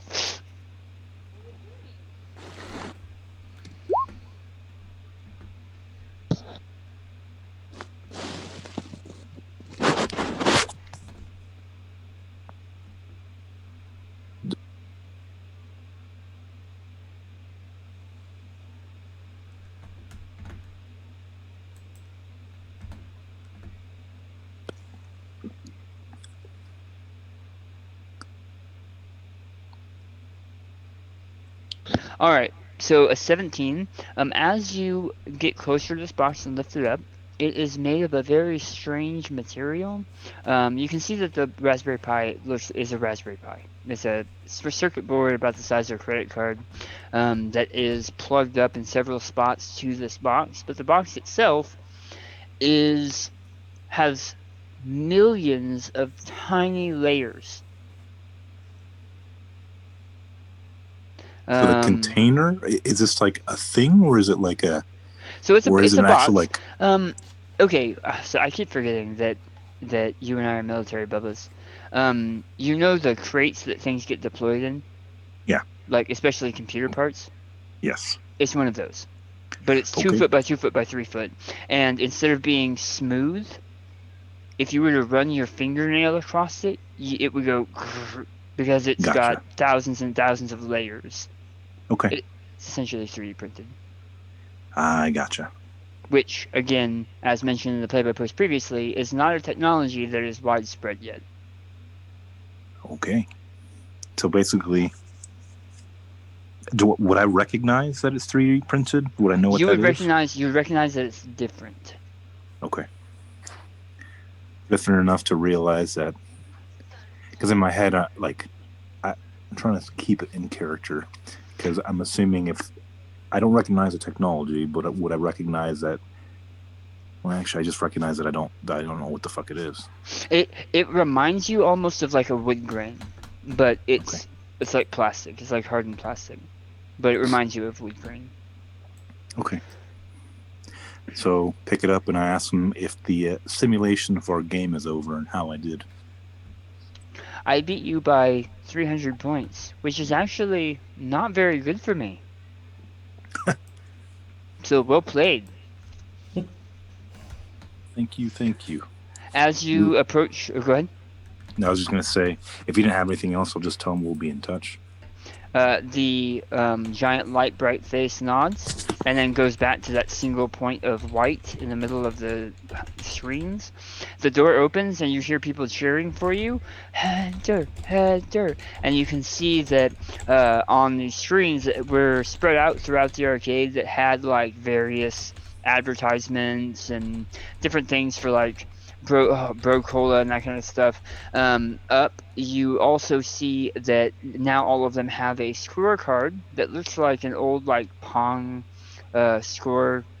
Even though Pong didn't have one, but Pong scoreboard, Yeah. old style scoreboard. And there's a whole bunch of names and stuff, and yours is at the top with 777,000 points. Damn. Sweet. So as soon as I leave the arcade, the first thing I do is send a message, preferably encrypted, to basically everybody, and give them a rundown of the conversation I just had with regards to upcoming job, oil platform. I'm not actually going to tell them yet about the additional task that I received specifically, but I Okay. will at least. Basically, what I'm thinking of is if everything goes sideways at this point, I'd rather be the only one to take the heat. But I do mention or ask if anybody is aware of the face, and I also reach out to my contact and ask him like what he knows about the face. Okay. I will circle back to you. Okay. I might get in trouble with our sponsors because I didn't mention this at the beginning. I was wondering. Yeah. But this episode was brought to you by. Did it open for you guys? It didn't open for me. It did By open. Bruv Beverages. Smash your other habits in the face. Now with their lemon cola flavor, make sure you top your day off with a Smash Cola. Brought to you by Beverages. Bruv Beverages. You guys can close that now. I just had to get that out of the way.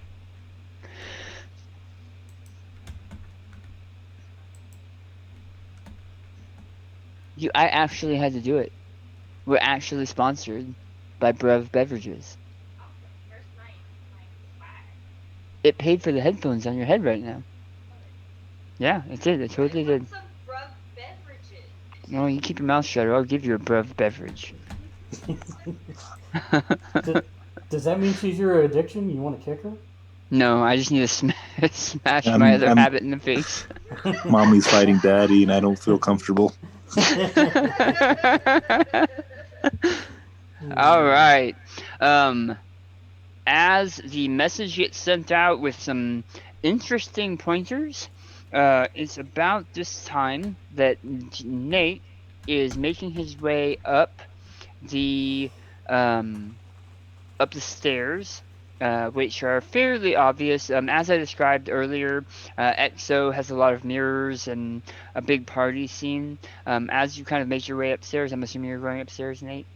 Yeah, on the non-skirt scene mirrors. But does Nate know if Bishop is here or see him, or is that not relevant? Go ahead and give me a perception check, I can do and that. Bishop, you as well, please. And just know to add 2 if he can hear him. Oh, he definitely cannot hear him at the moment. Wow, nice roll. Yeah, it is actually. I think I see Mm, everyone. perception. I found human perception. I just could find the regular one. It's on the first row of skills on the left. Oh, And in thank you. case it matters, is there any kind of like strange lighting in this place or anything? Yes.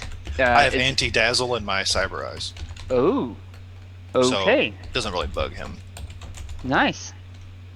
Yeah, no, there's like flashing pink and blue disco lights that are flashing everywhere, and since most of those surfaces are mirrored, wow, good job, both of you. As you start to look around and you're walking up the stairs near the entrance, you see Bishop sitting at one of the tables. It looks like he is um, making This his. is legit the face that is currently on his It's thing. really bright right now. Oh, I can't. sorry. It's that crying guy. Oh, oh, nice. And he's. It seems like he's playing with an agent that has like a hologram playing over the top with strange pornography. Yep, that'd be what Bishop's doing. All right. I was gonna say, man, Was now, that your? Nate's gonna think that Bishop goes to public places to look at porn. Uh, Nate does not care about any of this. He will, if he sees that Bishop sees him, like if they kind of see each other, Yeah, yeah. he's just gonna like point at him and then send him a quick text, and that's what's gonna be on it as he goes upstairs. Uh, he sends you a quick one back that says, "Please come see me when you're done." He, gives a thumbs up. And Bishop gives a thumbs up, and then goes back to looking at this agent that he's working on. With Okay. your roll earlier that I just saw, Bishop, Yeah. you're able to factory reset. You're able Mhm. to back up the information she had on there Pre-hack. and factory reset the garden patch and reset her backup, but you have not yet figured out how to stop people from messing with it, whoever did it before, while still allowing access to everyone else to the garden patch. You're still working on that. Okay. Do you need a roll? Yeah. So that's the long way of saying yes. He's going upstairs, Okay. but just what he did on the way. As you make your way upstairs, you see a ton of privacy VIP rooms that all have what's the word I'm looking for? Where you can't see through it, but you can see through it. But you can't see Opaque? through it. Yeah, opaque. Opaque glass doors where you can see movement behind it, and it's like sexy dancing movement or something else. But you can't hear anything and you can't really see anything.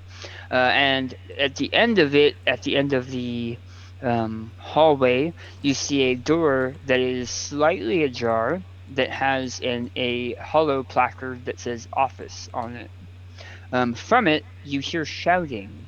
Once you came upstairs, the sounds changed. It's almost like there was a serious audio filter between there and here playing. So you can actually hear your footsteps up here. Not that you are super loud, but you can actually hear things. Downstairs it's very, very loud. Does it seem like there's some of white noise deliberately trying to mask what's going on up here? Yes, both ways. Okay. Does Nate sense he's in danger, or No. just that it's different? Just as different. Okay. Like the people in the VIP areas might want their own music and not the yelling and dancing and stuff from downstairs. Okay, well, he will head to the jar that is a door, but if you need to come back to me, I understand. No, you're good. Okay. It's you. So you head to the door that's ajar. You can hear yelling from inside, and then you hear somebody, a man's voice, a deep man's voice, saying, "I don't care what you say. You promised she was gonna be here. She needs to be here." And then you hear him slam something against the desk. You guess. There's like a loud crash sound. Okay. Well, since the door is ajar, he's kind of going to peek in and sort of, kind of lightly knock on the door as he's looking in. You see an angry man in his mid to late 60s. He has led a comfortable life up until about 10 years ago and has led a stressful life for the last 10 years. So you can see that he had been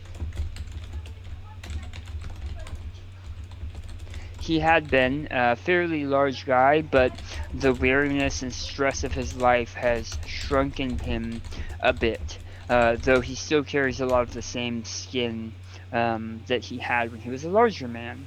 And you can see that his muscle is more wiry now underneath the still fairly comfortable size of this dude. He's a big dude.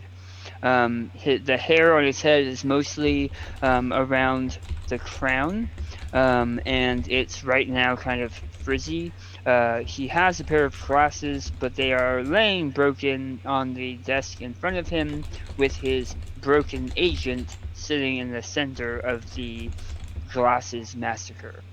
And this is Robert Davies you're talking about, right? This is someone. I haven't met him before then.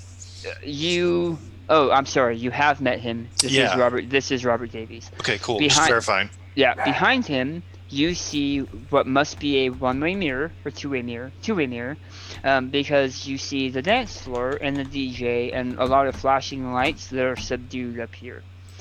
So like you see the flashing lights and stuff, but the two-way mirror blocks a lot of the dazzling effect. So he can see out to the main area. Yes, and you don't hear anything. You don't hear any of the music or thumping or anything from down there, but he can look down on them from above. And it looks like 1940s, 1950s, like beautifully carved wooden desk, almost like you'd see at like Hearst Castle, with a really nice like chair behind it, but the chair is sitting on its side. And the light in the room is all indirect lighting. This room is clean, though you do see a couple of empty champagne bottles sitting on the floor next to the desk. I assume he notices me when I knock. Yeah, he looks up and goes, "Wah!" Half scared, half angry. Nate's gonna say, "What's wrong there, Robbie? Tell Uncle Midnight." I have to say, man, you are significantly younger than me. It's kind of creepy when you talk like that. And he reaches down below the edge of the desk and pulls out a pack of hand-rolled cigarettes and opens it, offers you one, and then takes one for himself and lights it. Yeah, he'll take it and light it up. And Nate's gonna have a seat whether he's offered one or not. And he's not offered one, but that's fine. You can see that Robert's mind is a little sidetracked. Distracted. Yeah. Anyway. Well, assuming I successfully lit the cigarette, Nate is gonna respond back to him and say, "Look, I'm here to talk some business with you, but we can wait on that if you've got problems, man. Anything I can help you with?" And it's like he's thinking. He reaches down, he grabs a chair, he settles it back up. He sits down on it, puts a hand on his head and looks across the desk at you where you're seating and says, "You know, I just remembered who you are. Ain't that a shit tickle?" Hmm.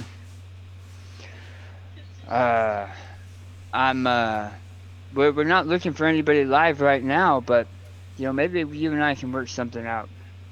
A friend of mine was supposed to bring in some supplies, and, he's having some issues getting them across the border. I see. Well, your buddy Midnight here has got lots of friends, so if you want something done, it can get done. Well, I'll tell you what. You get this done for me, and you scratch my back. I'll make sure to massage yours. Well, damn cigarette. You see, yeah, you don't have to do that. We could just keep it, professional. Drink that water. I'm a little confused. If you wanted it to be professional, why'd you come in here calling yourself my uncle? It's just some slang we got on the streets. Don't worry about it. But you know what? As far as a gig is concerned, I'll tell you one thing right now. What if one of your best bouncers, Philby out there, he's a fan. Not only that, there's 5 people out there. Wesley Delgado, Bertha Zazzo, Claire McCracken, Abe Fallinghawk, Harley Cluckendale, they're all gonna be here to see the Midnight Road. If you want it to happen, buddy, I can get you some serious eddies. All you gotta do is tell Uncle Nate what your problems are.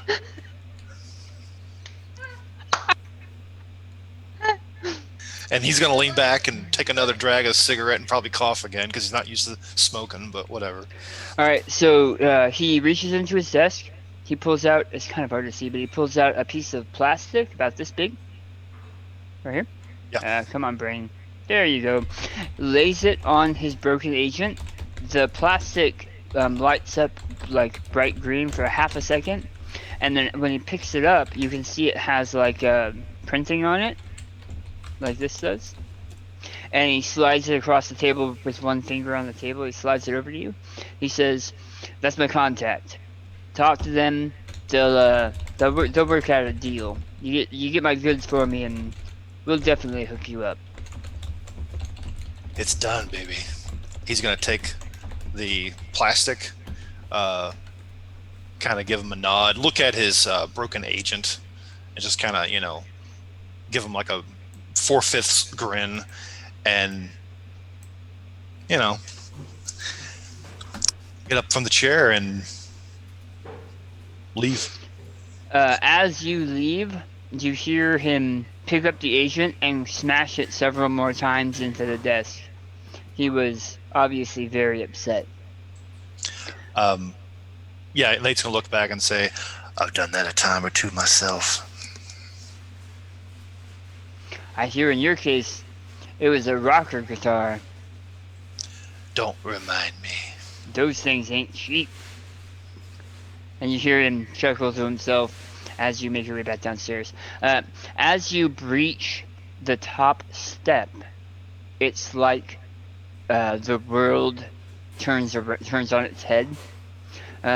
You have cyber ears, so you're able to roll that volume down, but going from a no sound to all the sound is overwhelming for a second or two as you readjust. And you see Bishop sitting in the same spot he was in when you came up the stairs. Cool.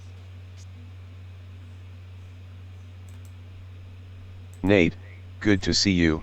I'm guessing you were here for business? One of my best friends is a huge fan of yours. Would you say hi to her? I had been thinking Exos might be a good spot for you to play, and I have a couple ins with the staff. The friend I want you to meet is one of the hostesses. Could be a good opportunity for you. Hey, I always got time to meet a fan. And he'll sit down, whether he's offered or not, in a chair nearby, unless it's something we got to go and, find her or something. No, I look for Jenny and I'll like flag her over. Okay, that makes sense. Jenny walks over. She is a uh, like 5'6", kind of pixie like female, wearing a Midnight Suns t-shirt, which is your third album, very provocatively sliced. She's holding a tray that has a couple of clean drinks and a couple of dirty drinks, and grabs the 2 cups from this table and still gives Bishop like a not she's not as upset as she was, but she still isn't happy look, and then turns to you with like almost like an attitude flip of her hair and says, "What can I?" And she freezes. See Jenny, I told you, Nate this is Jenny, Jenny Nate. Sorry. Jenny. I'm Jenny. She says. Hey, Jenny, you can call me Midnight.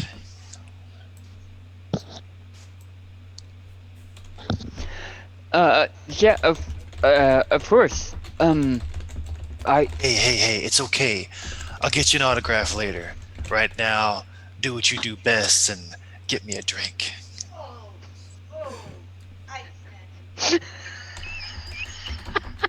I'm kind of glad no one's not here. I only heard like half of what she said. She said.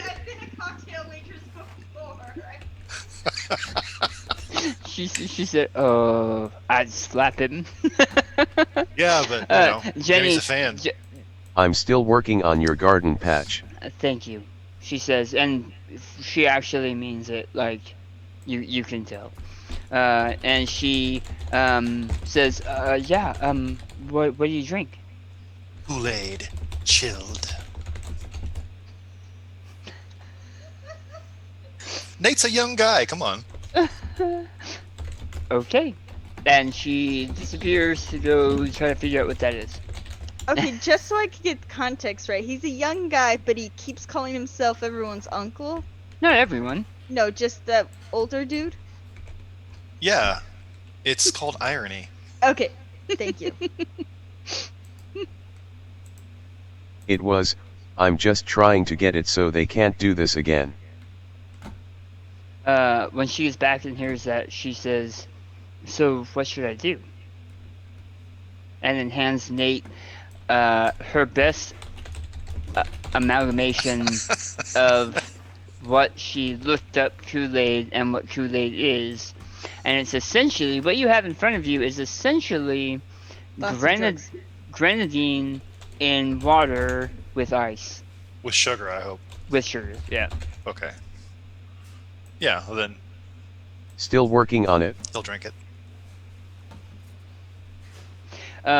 She hovers for a second with like a girlish grin, and then disappears again.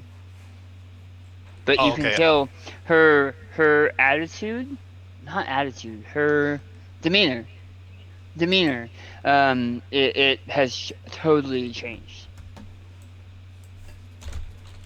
Okay, when she gets back, then I'll have something else to say.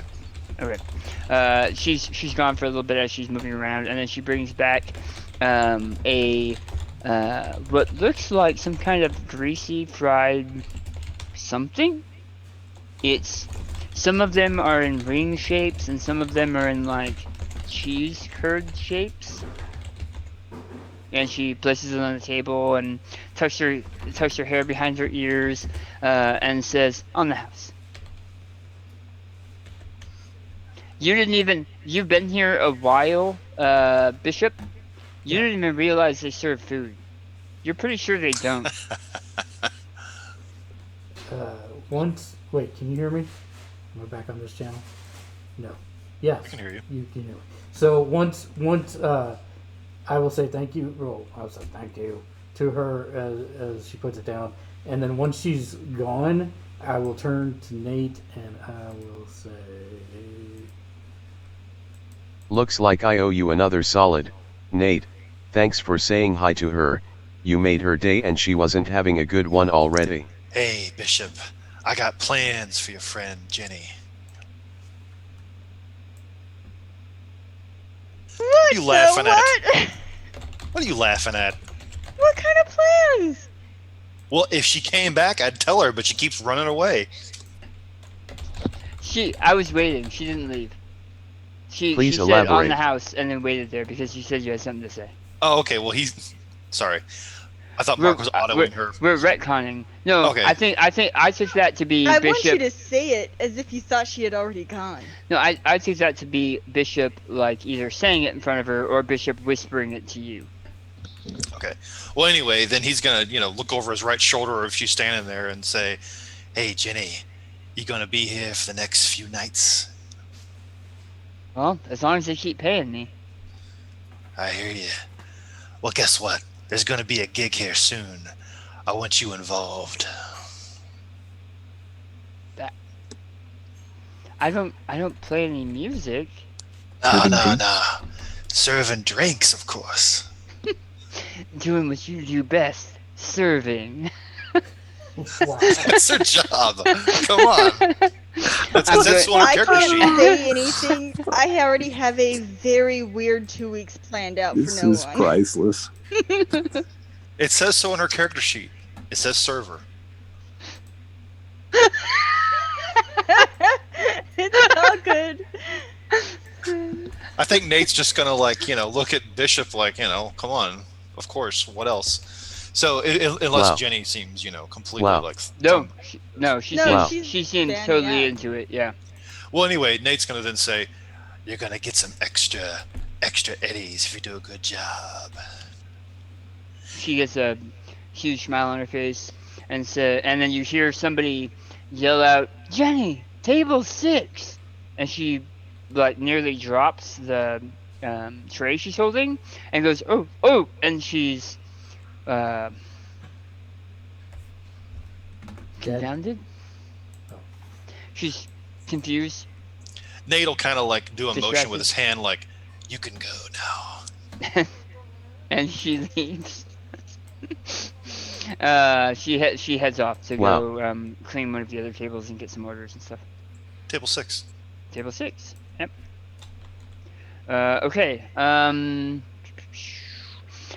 Bishop, you figure out using the programming of like the network of Lumis Nouveau how they were able to get access.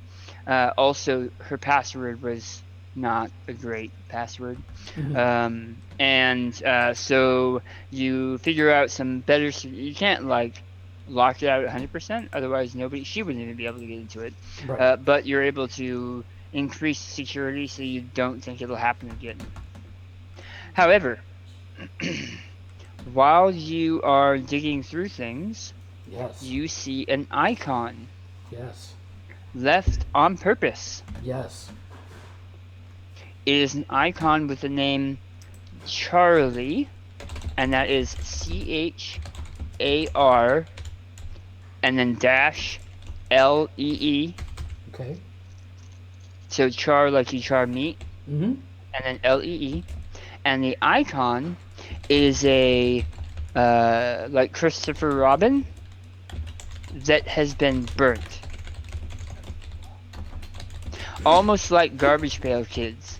You know, That it's is almost twisted. almost better that Naomi is not on mic because it's like it's thoughts coming from your head. It really is, isn't it?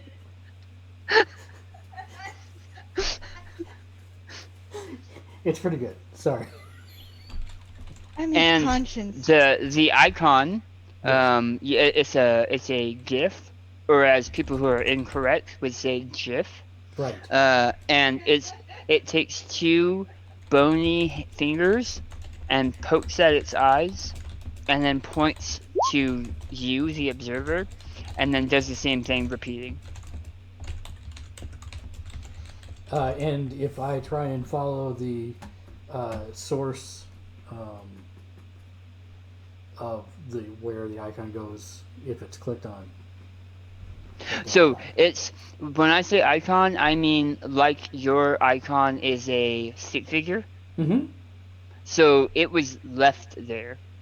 It's not tied back to anything. Oh, okay. It was left there like as a calling card. Okay. Okay. But it looks like you've been able to solve this issue. Okay. Then after whenever Jenny swings back by, I'll give her back her Uh, headset and let her know, or her agent, and let her know that I beefed up her security. Midnight. As you are looking down at this clear burnt contact card, which you've used before, so you know that when you lay it on your agent will scan and input the information into your agent.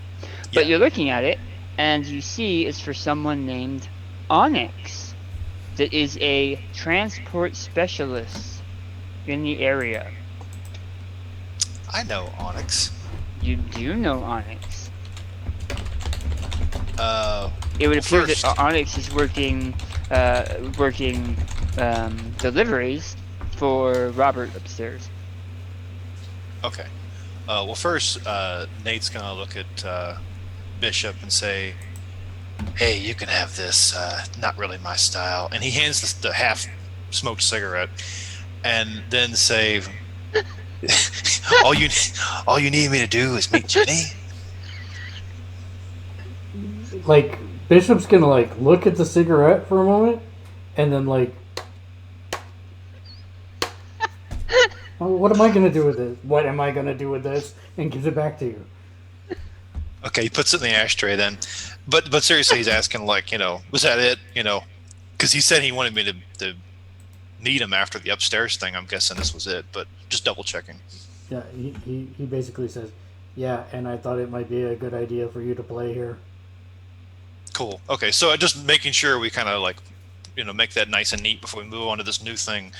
And so yeah, he's displaying this thing now. Can he have this on his agent like directed to everybody in the group?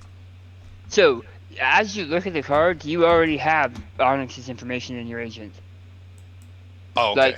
Like, if you were to lay it on your agent, it would flash red instead of green to let you know that it either cannot transfer the data or you already have the data, and you already have his data.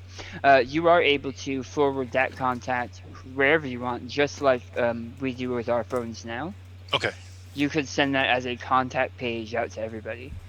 Yeah. In that case, what he's going to do is do that, and then under it, what did Robert said it was like his contact. He didn't say it was a friend or anything, did he? Yeah, he just said it was the guy he has for deliveries of this equipment. Okay. This not equipment. This Supplies. Supplies. All right. So this is what I'm going to do. All I remember is that he was very generic on purpose.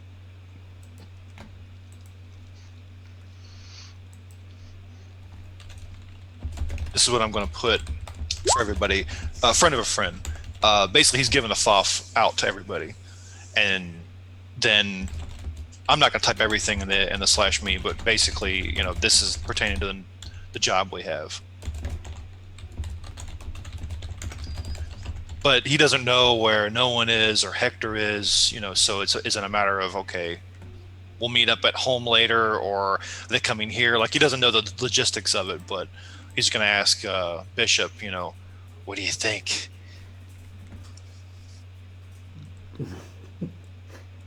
You need to give me more lead time. Okay, I didn't get that at first. Mark needs the time to type up his response. Right. Yeah. Well, he'll just say, "You like this idea." So then he's just going to tell everybody else, I guess, meet us here because we ain't leaving for some reason. Unless he knows that Hector's like, hey, I'm going to the arcade, 25 miles away or whatever. But assuming we're all local, then yeah. So you guys are in arcade's in Vegas. South Business District, like the south part of the Central Business District on the map. Hector is in Nouveau Prosperity, and the Hector and Novan actually are both there at the arcade. I like both ideas. Let's meet at the stacks with everyone. Cool. Well, that sounds good. So he's gonna finish his Kool-Aid first, though. Obviously. Okay, as you guys send out the message to meet everyone back at the stacks, um, we're gonna say that there is a outside bar that is um, like an open. We're gonna call it the open bar. So we need to add that to the file. But it's gonna be called the open bar, and it is a bar in the I'm putting it in there stacks. now. Thank you. It is a bar in the stacks that you guys can kind of go and have a drink at, hang out at. It has a food carts will sometimes come over so that you can like get food and stuff, but mostly it's a outdoor drinking area that one person goes and buys the alcohol from night markets or whatever and then sells it here for pretty cheap. Or you guys can bring your own food. It's like an outside living area or not living area, outside eating area and drinking area to hang out. But they call it the open bar. It's now on the living setting document. Thank you. So you guys decide to meet there, and you send that out to everyone. I think you said. Yeah. And if Okay. we're done at Exos, then Well, I got one more thing to say, Jenny, and then we're done at Exos. So as Sure. you guys begin to wrap up your stuff, Jenny comes back over and says, "Thank you so much for coming in, and thank you, Bishop, for looking at this. I'm sorry that I jumped down your throat about it." Jenny, I got your agent's security beefed up. You need to use a stronger password like I had mentioned before. I'm glad I could help, and I am glad you got to meet Midnight/Nate. We're going to go discuss another job, but have a good evening and I hope your day is better. Love you. Yeah, they're a thing. That's why she was so pissed. Um, well, okay, they're not dating. They're just a thing. We're It's just complicated. I don't want to talk about it. wait, who's dating? What's going on? I know, that's exactly what I'm thinking. Oh boy. Your Alright, your so- your subconscious is nosy, Daniel. My subconscious is nosy? Right, because remember when Naomi's off mic Oh, like yeah. that, it's your No subconscious. joke. I'm telling you, I need to smash it. Smash my other habits. Um, Rough beverages. Drink them till you quit. What was I going to say? Oh, she takes a small paper receipt and sets it down in front of you, Bishop, and says, "Can you just write me a password? Yeah, he writes one out for her. Thank you." Two And she six takes it- seven 2673 167C56C7. and she folds it in a couple different ways and tucks it in a pocket, and then says thank you. And she gives you a big hug, and then goes back to work, and then runs back and will attempt to hug Nate. He kind of lets her, but he doesn't, really hug her. He gives her a celebrity hug. And then she says thank you and runs off, and you guys head out. It is all nearly shocking how quiet the city is after. Wait. Did we notice whether Philby ate the apples? You don't see the apples, but he's wearing a fairly large pair of pants, so Okay. he might have pocketed them. Okay. However, when you pass on the way out, he leans in and says, "I didn't think they were real. I thought you handed me 2 fake apples, man. Holy crap. Hey, Midnight takes care of you. Mrs. Philby is gonna be over the moon. I can't thank you enough." He'll just smile. And he'll go to. Go ahead. Yeah, I did Take it it. easy, Philby. He'll go to give Bishop Knuckles, and then he'll go to give Nate Knuckles, and then he will start letting some people in again, and then stopping and letting some in. Okay. Hector. Take it easy, Phil B. Hector. Okay, so you sent out that information earlier, um, and you have now received some information on your phone as well. What is your plan?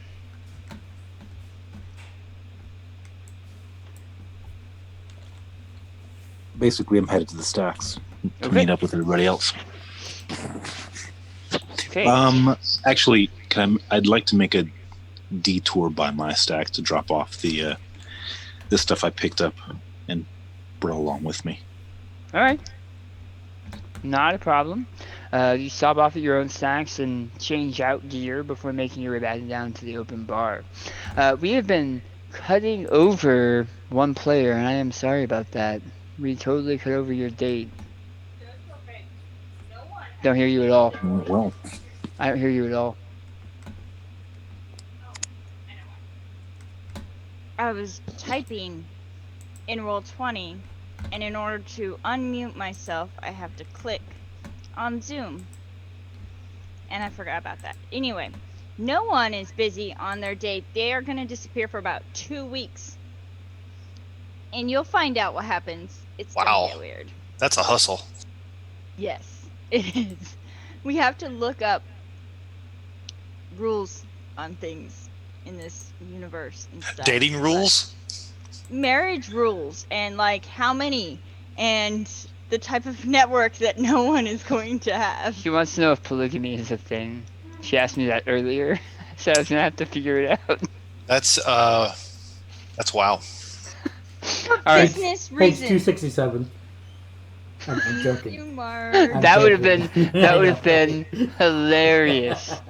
That would have been hilarious. As a matter of fact, Anthony probably has that answer. He's read so many of the other cyberpunk books already, digging through for a bunch of stuff. Okay. Wait, does Anthony have more than one wife? No, sorry, in cyberpunk. Oh, okay. Yeah, no. He has one wonderful wife that is an amazing creator and baker. Yeah, cupcakes. Cookies. Cookies, Yeah, rather. amazing. Cookies. I think she does cupcakes too, but her cookies are jaw-dropping cookies. Okay, anyway, you guys make your way to the open bar. Huh? You guys make your way to the open bar.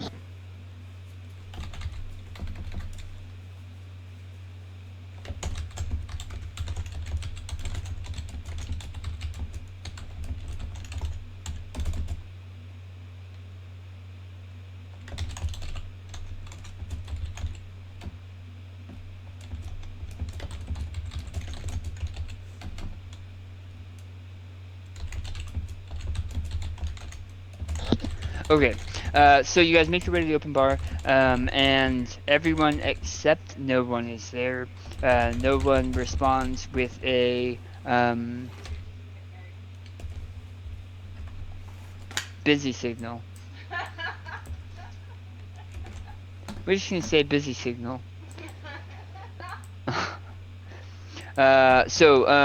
What? Hey everyone, good to see all of you. I see that no one isn't here, so that means she won't take a cut off the top. It's true. Neither is what's his name. Oh my god. You know, this is recorded. Anthony, I don't care if it's recorded. As soon as you're not here, we forget you exist. He's got to prove himself first. I am no one, so it's not like I have to prove anything. All right. So you guys make your way to the open bar. You're sitting down. There's a few people out, but not many. It is kind of warm, and the stacks as they stand can be a blessing and a curse. This late at night, with the humidity clinging to the outside walls of these darkened stacks, it can cool down quite a bit. So a lot of people are inside their stacks and not outside in the hot, humid night. However, you guys are sitting around a table. So go ahead. Has anyone seen Frenchie?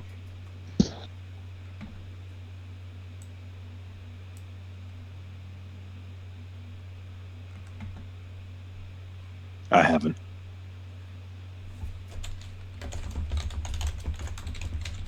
That sounds like a no. Oh, sorry. He's probably doing medicine stuff someplace.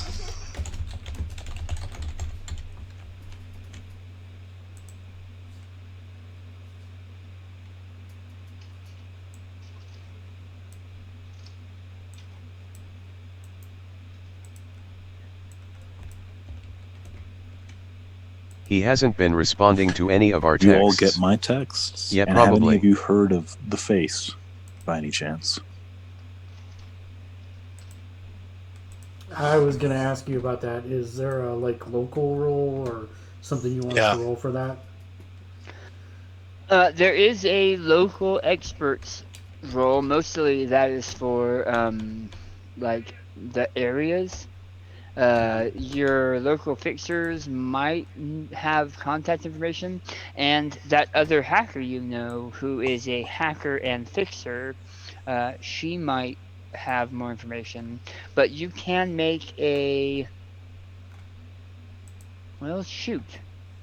Would it be education? At first, I was wondering about wardrobe and style, as though maybe the style was like what we know about famous people or how famous somebody can be, but there really isn't a specific skill to figure that out. Well, because you're looking for a specific person, and many of these types of people, Streetwise, maybe? they don't want to be famous. I would say streetwise, probably. That's even better. That's a good. That's a good idea. Yeah. Maybe it's trying to find them in what context. So if you want to know if there's any stories of them on the street or doing jobs or that kind of stuff, then streetwise probably. Yeah, if I can roll evasion, I will, but I think streetwise is better. Local expert is usually more on the town itself, like where to find certain things in town or places in town. It can be gain connections and stuff.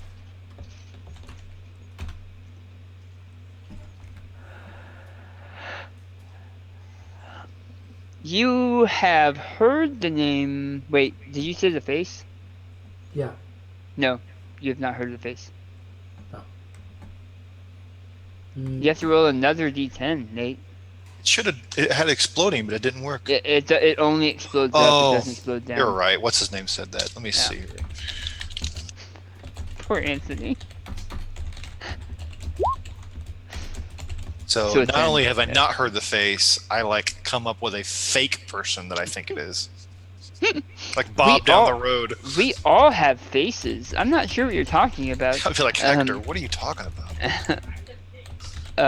You got a 10, so it's still not bad. But no, you have not heard of The Face. Actually, a fluff question. Have either of you been into the candy coin? Negative. Specify. The candy coin is that arcade that Hector went into that just happens to be a coin-op arcade down in the tourism district of Lumens Nouveau. If you don't see your character as the type of person that goes to coin arcades, then probably not. The only kind of games Midnight would play are the ones with guns. Yeah, so probably not. So you have not heard of The Face. Hector, I've heard of most of the digital folks of note in the area and I've never heard of The Face. Do they have any other aliases? Not that I know of. Well, I take that back. He also goes by Nightbright? No, Lightbright. So feel free to give me another roll for Lightbright.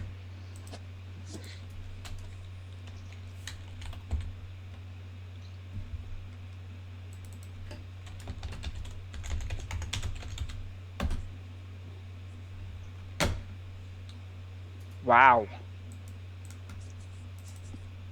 Oh, and roll another d10, Nate. Of course, I didn't put it in this time because I'm an idiot. 28. Holy crap, you guys! This would be the one that you roll. Son of a gun. Nate's All right. gonna look at Hector and say, "Oh, you should have said that at first." Oh, that guy. Light Uh, bright. so Nate, um,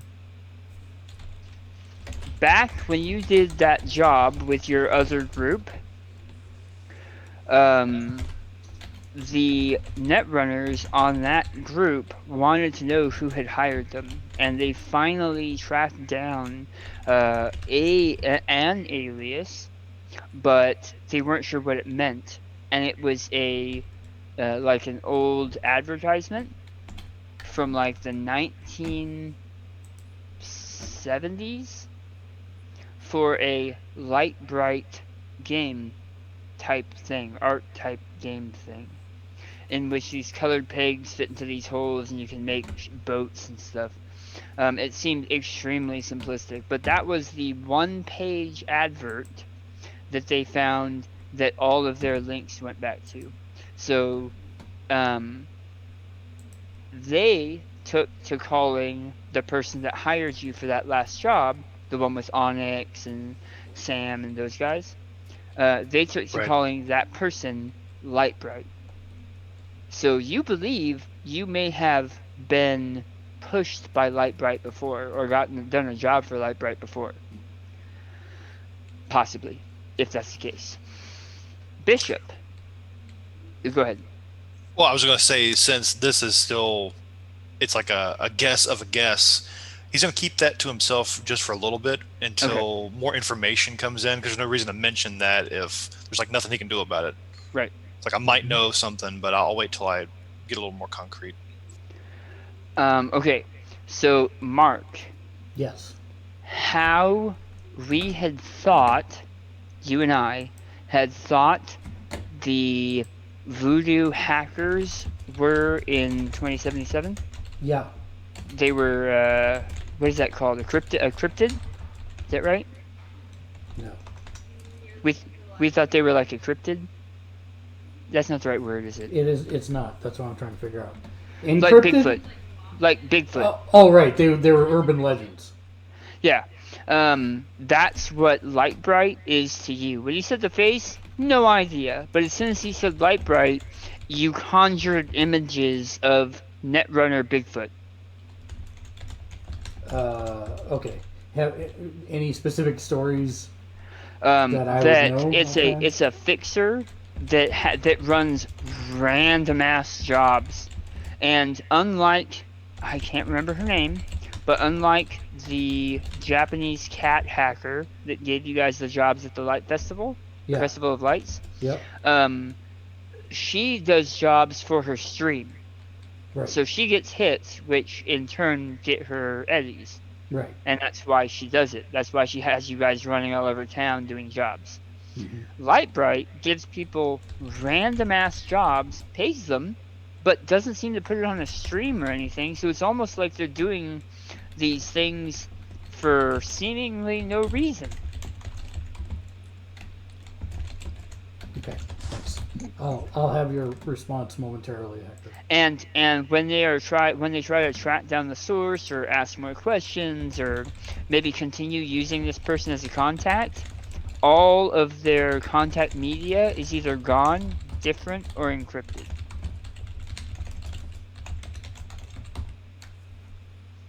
Because you both rolled ridiculously well. Naturally. Yeah, naturally. The difficulty was a 20. So we got Lightbright's address and her gray locker combination.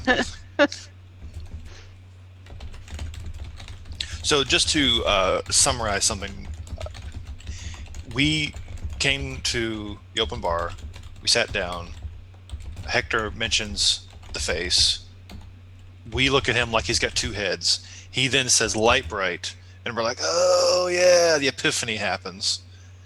And that's where we're at right now, right? Right. Okay, just double checking. You haven't shared any of your information about Onyx. Correct, not yet. Well, I Yeah. gave everybody the info. Other than giving people the info, you haven't talked about it yet. Yeah, it doesn't seem like we've reached that stage of the conversation yet. So The stuff that you briefed them about Lightbright, was that shared with everybody, or was it just Hold like? on, I'm working on it right Yeah. now. So the problem is Mark is typing it out so he can say it in his robot voice, and that Yeah. takes a little bit. Yeah. So Tracking. Nate, Midnight, kept the fact that he might have worked for Lightbright before. He keeps that to himself. Yeah, However, typically he does not keep everything. Usually it's like I just share everything, but in this particular case, he's withholding that until later. because he has no real evidence. Right. However, Bishop is about to explain to you who Lightbright is from Bishop's point of view. Gotcha. I know about Lightbright, I've heard of him, kind of an urban legend in the running community around here. I've heard he's a fixer that runs random jobs with no rhyme or reason, doesn't publicize them, and covers their tracks better than anyone else out there. So then at this point, I told them I've just been contacted by Lightbright to perform an additional job on an upcoming job. And then I mentioned, do we have the job that you mentioned? Is this something on a rig out to sea? You mean the Onks info? Yes.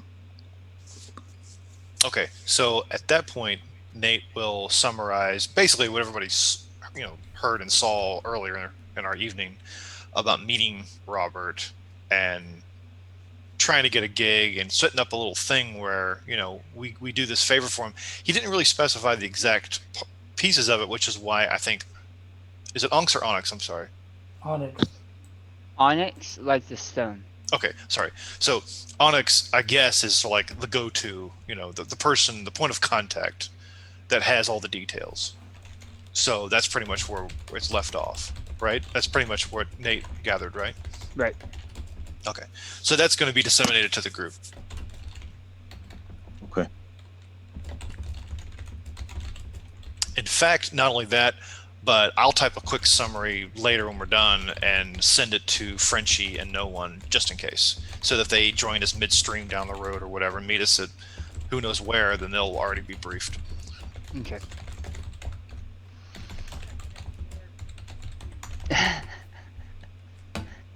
That's your choice.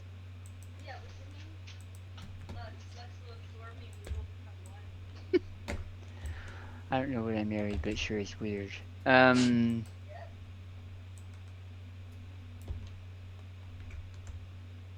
Does anyone know this Onyx guy? I don't know him, but should we just call him and get the details of this job to see if it's what Hector was expecting?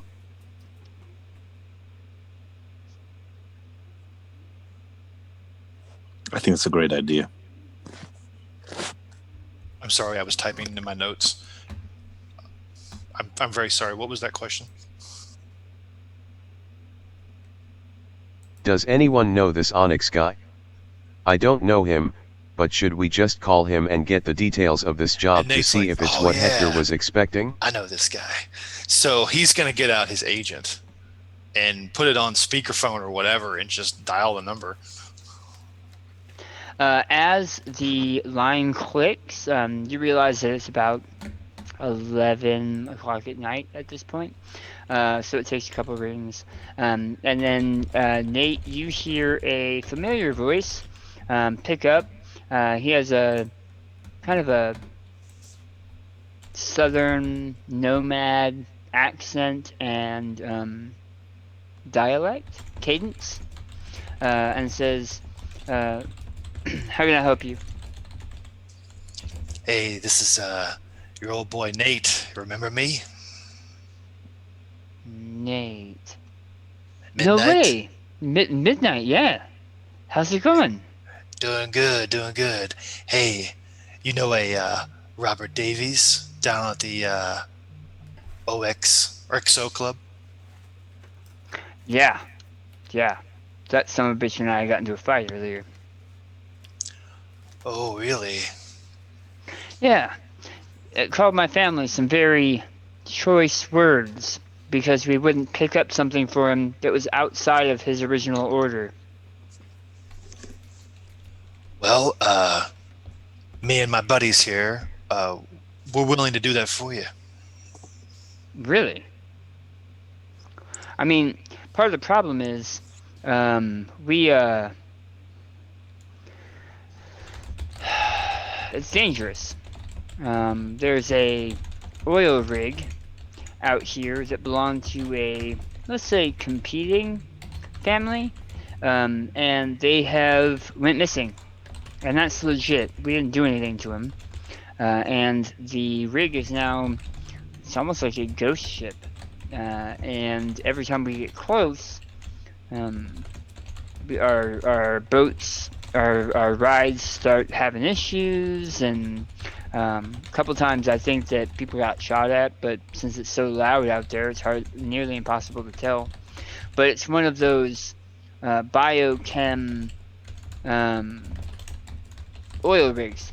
It used to drill for oil, fracking and all that stuff. But now Yeah. they biotech and I think petrochem turned it into one of those kelp farms, the plankton farms, where they get the food resources and stuff, and then bring it into one of the factories and produce malto kibble and all of the other disgusting things that make our life worth living. So what's got to be gotten? So he needs a set of files that were saved on there. I think they were. I personally believe that what he wants us to get are some specific recipes for certain kibbles, because I think he's planning on selling them to Continental CB. Is that right? Does that sound Continental right? Brands. Yeah. And he's apparently got a buyer for him and everything. He just wants us to grab it. Normally we go out there, we pick up a shipment of the proteins and edible fibers and Jack, maybe some scotch, and then bring it in. And if we can when we grab that stuff, we just talk to the people up there who cut off a little piece, you know. Biotech owns the building, but they don't necessarily count all the heads. And so we pull off our piece and take it in. But with nobody there and that platform being super dangerous, I don't want to take the risk, and I don't want mine to take the risk. Wait, did you say no one is there? Well, it's like a ghost town, you know? I tell you what, Onyx, got you on speaker here with my friends. I want to introduce you to them.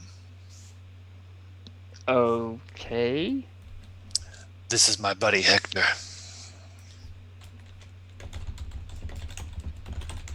Hey, You can- Hector. You can say hi. He's very shy. Hello. No. I just grunt. The usual Hector stuff. And this here's Bishop. Hello, I'm Bishop. You said lots of danger. We eat danger for breakfast. So if all it's a matter of getting to this ship, this, what do you call it? What, haunted? I don't like using that word, but sure, yeah, let's say haunted. There's no such thing as ghosts. You know, in the holo vids, that's always the best thing to say right before going into a haunted building. I don't eat danger for breakfast. So I go the other direction from danger. This rig, it's called Eddings Point. They say what's the worst that can And happen? I can get you a boat. Hell, you do this for us so that we can keep a good working relationship with XO. And I'll make sure I'll get you guys a boat. I'll give you a boat. It won't be the greatest boat, but Hey, a boat's a boat. I think something else you might be able to help us with in the midst of all this. Just out of curiosity, you ever heard the name Lightbright?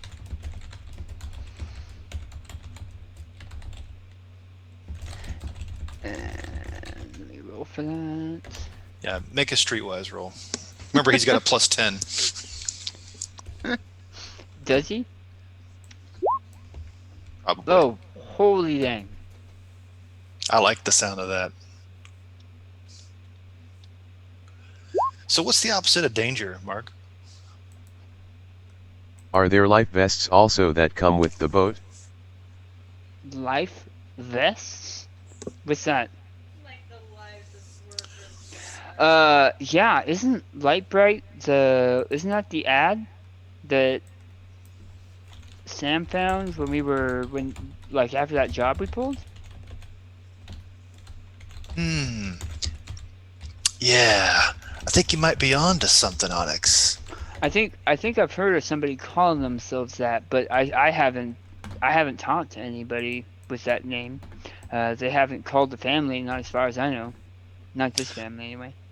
Well, assuming this job is needing to get done, do you think you might be able to look up any info in the meantime for us? I think we could do that. Life jackets, flotation devices, to not drown? We don't really use anything for that. We just swim. Like people that live this close to the ocean. Well, it's been a long time. Life jackets, flotation devices, to not drown?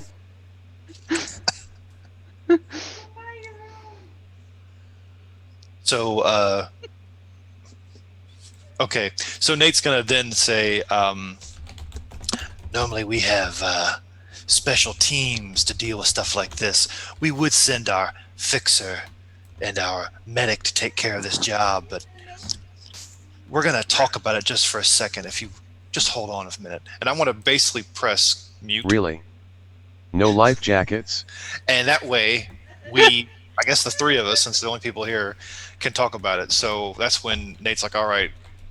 So this delivery is set for 2 weeks from now. Mm-hmm. So as a GM, I'm going to give you 2 weeks to plan out things that you might need or information that you might want, so that things you can try to track down while you are also doing your hustle. And then next session, which is next week. So I say 2 weeks, but understand, while I say 2 weeks, it's actually going to be next week. Yeah, we're counting the sick week. Yes, we're counting the sick week. So you're going to have time to get me requests of things you want to look up, and then I can get you that information over the next 2 weeks. And then you guys will go on that mission next session. I'm picturing the scene from Total Recall right now when you say 2 weeks, but Nice. Nate didn't want to speak for everybody. I'm assuming we're going to say yes, but I just, he's not going to be like, yeah, okay, cool, I'm the leader here. That's not what he's doing. That's why he pressed mute. But moreover, the part that the whole Lightbright thing was to confirm that Nate did in fact know what he knew and then can reveal it, but B, if Onyx can actually find out any info in the meantime, great, because that'll help us with what Hector was just saying. So it's kind of a combo. Right. So, assuming that Hector and Bishop are down with this, we can proceed.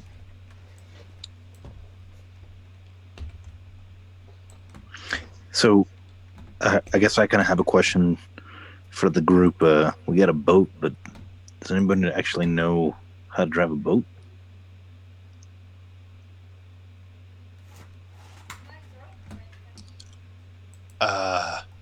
I think we can figure it out. It's a boat, All right. So I guess out of game question: can you use skills untrained? I'm pretty sure. So for many of them you can. For the purpose of this, it's not going to be that big of a thing that you don't know how to, because it's going to be it's a plot device boat. Yeah, a plot boat can be rolled with any number of skills. Okay. I have no problem with this. I will need to buy a bag for my mask to somewhat waterproof it. As long as there's a flotation device I'm in, I can hack to get the files. Hector is beefier than I am. Hector, you on board? Literally and figuratively? We're gonna get Bishop water wings. Yeah, I'm down. Wow, water wings. So I think what Nate would do is basically send a message to the other two group members, like, "Hey, we're taking this job. You know, you're outvoted if you don't want to do it, but you know, just to We'd make love sure to. they know what's You're happening." not required, but we'd love to have you. Yeah, pretty much. And so, We, Nate will unmute the phone. I'm sorry. Go ahead. I was gonna say, like, I guess just a couple more details. We just need to get files from this location, and then Files and the supplies. So is it digital files or physical files? Digital.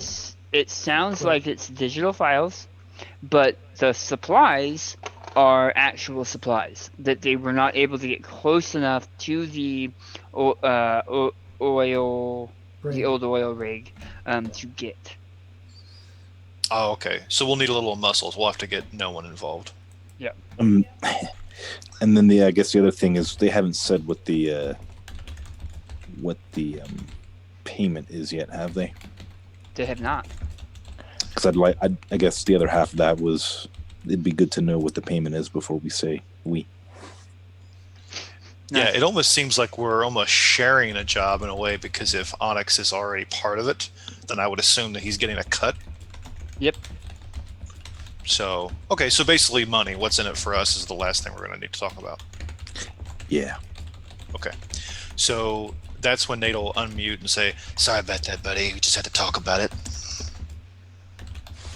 Not a problem. How can we make sure this gets done?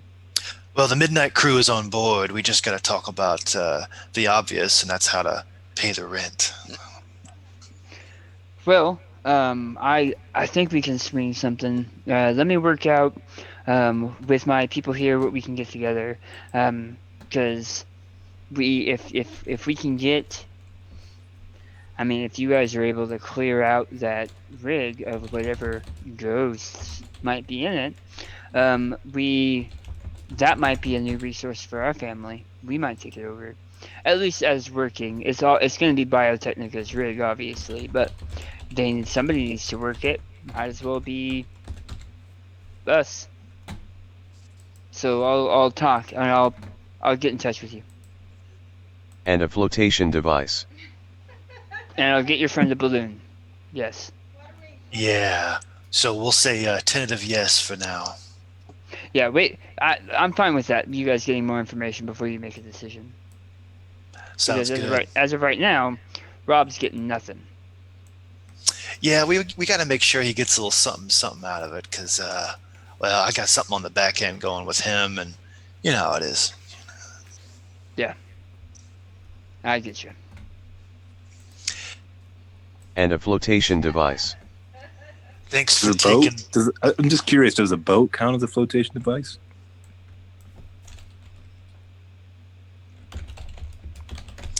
We're gonna stop by Pools R Us on the way there. I wonder if I feel like I should be able to find like those little arm floaties that you have for kids. Water wings. Yeah. So regardless, Nate is gonna tell Onyx, "Thanks for taking the call, buddy. Give me a call back anytime."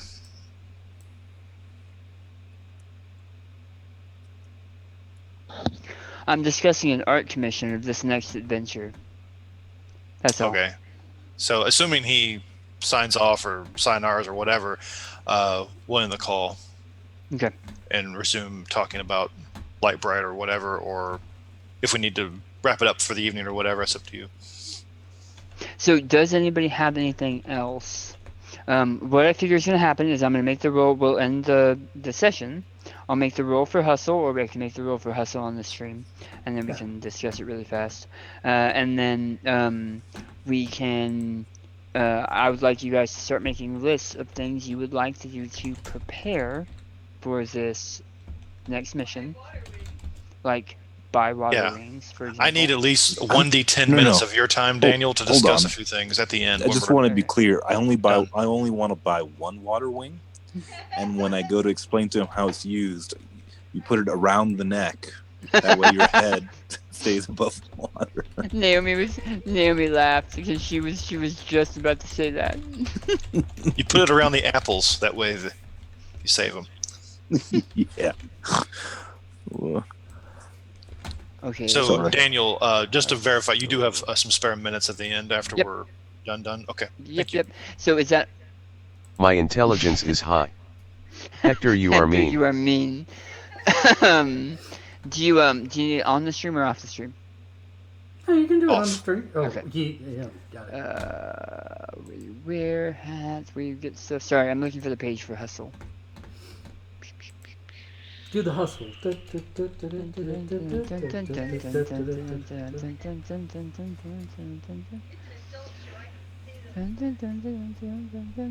only allowed 381. one.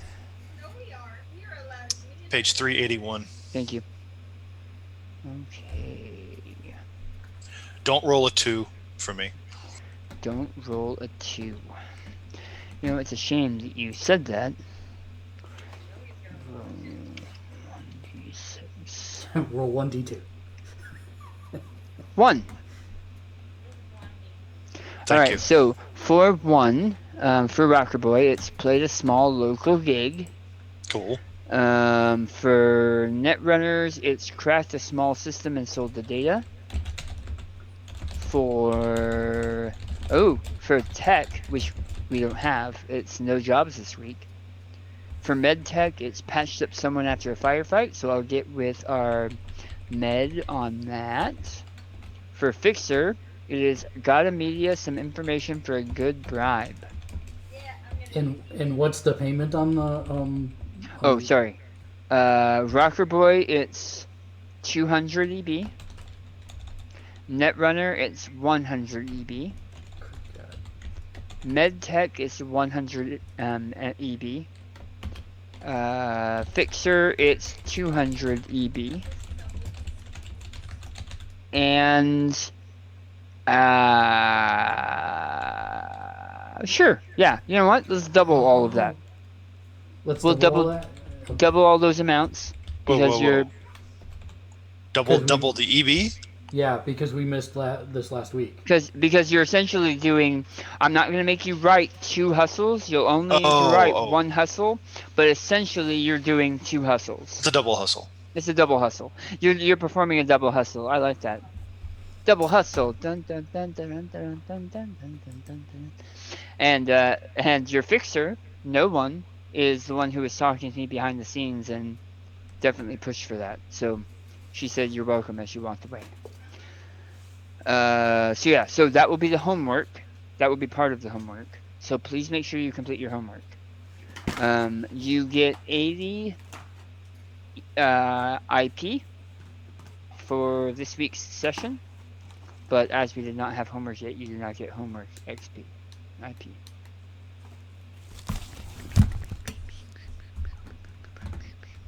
Will we get double IP for the homework as well? If you want to do 2 separate play-by-posts for the hustles that you are doing, absolutely. All right. So hustle 2A, hustle 2B if we so choose. Hustle 2A, hustle 2B if you so choose. So, quick question. Does Las Vegas exist? Yes. Sweet. And it's very similar to how it is now, except Cyberpunk. Okay. Creating new connections. Daniel, I have the greatest idea ever. I will talk to you about it offline. Okay, so I think we can go ahead and pull up shorts, everybody. Okay, great. So with that being said, thanks everybody for watching. As always, if you'd like to support us on Bigo Live, don't forget you can throw us a couple beans. Yes, that's a real thing. I'm speaking English. Also, if you're on Twitch, make sure you hit the follow button. And of course, if you click the subscribe button, you'll become one of our rock stars. As soon as I get it higher so that you can see it. On YouTube, make sure you like, subscribe, and of course hit the bell icon to be notified whenever we upload new content, which is Monday through Friday, every single day of the week. Or you can head to patreon.com/gamersledge, where you can get your name on every single show that we do for as little as $1 a month. Like the fine folks scrolling across the screen right now are Patreon and Twitch producers. For Jay, for Billy, for Naomi, Daniel, and myself, thanks for watching. And until next time, game on. Game on. Game on.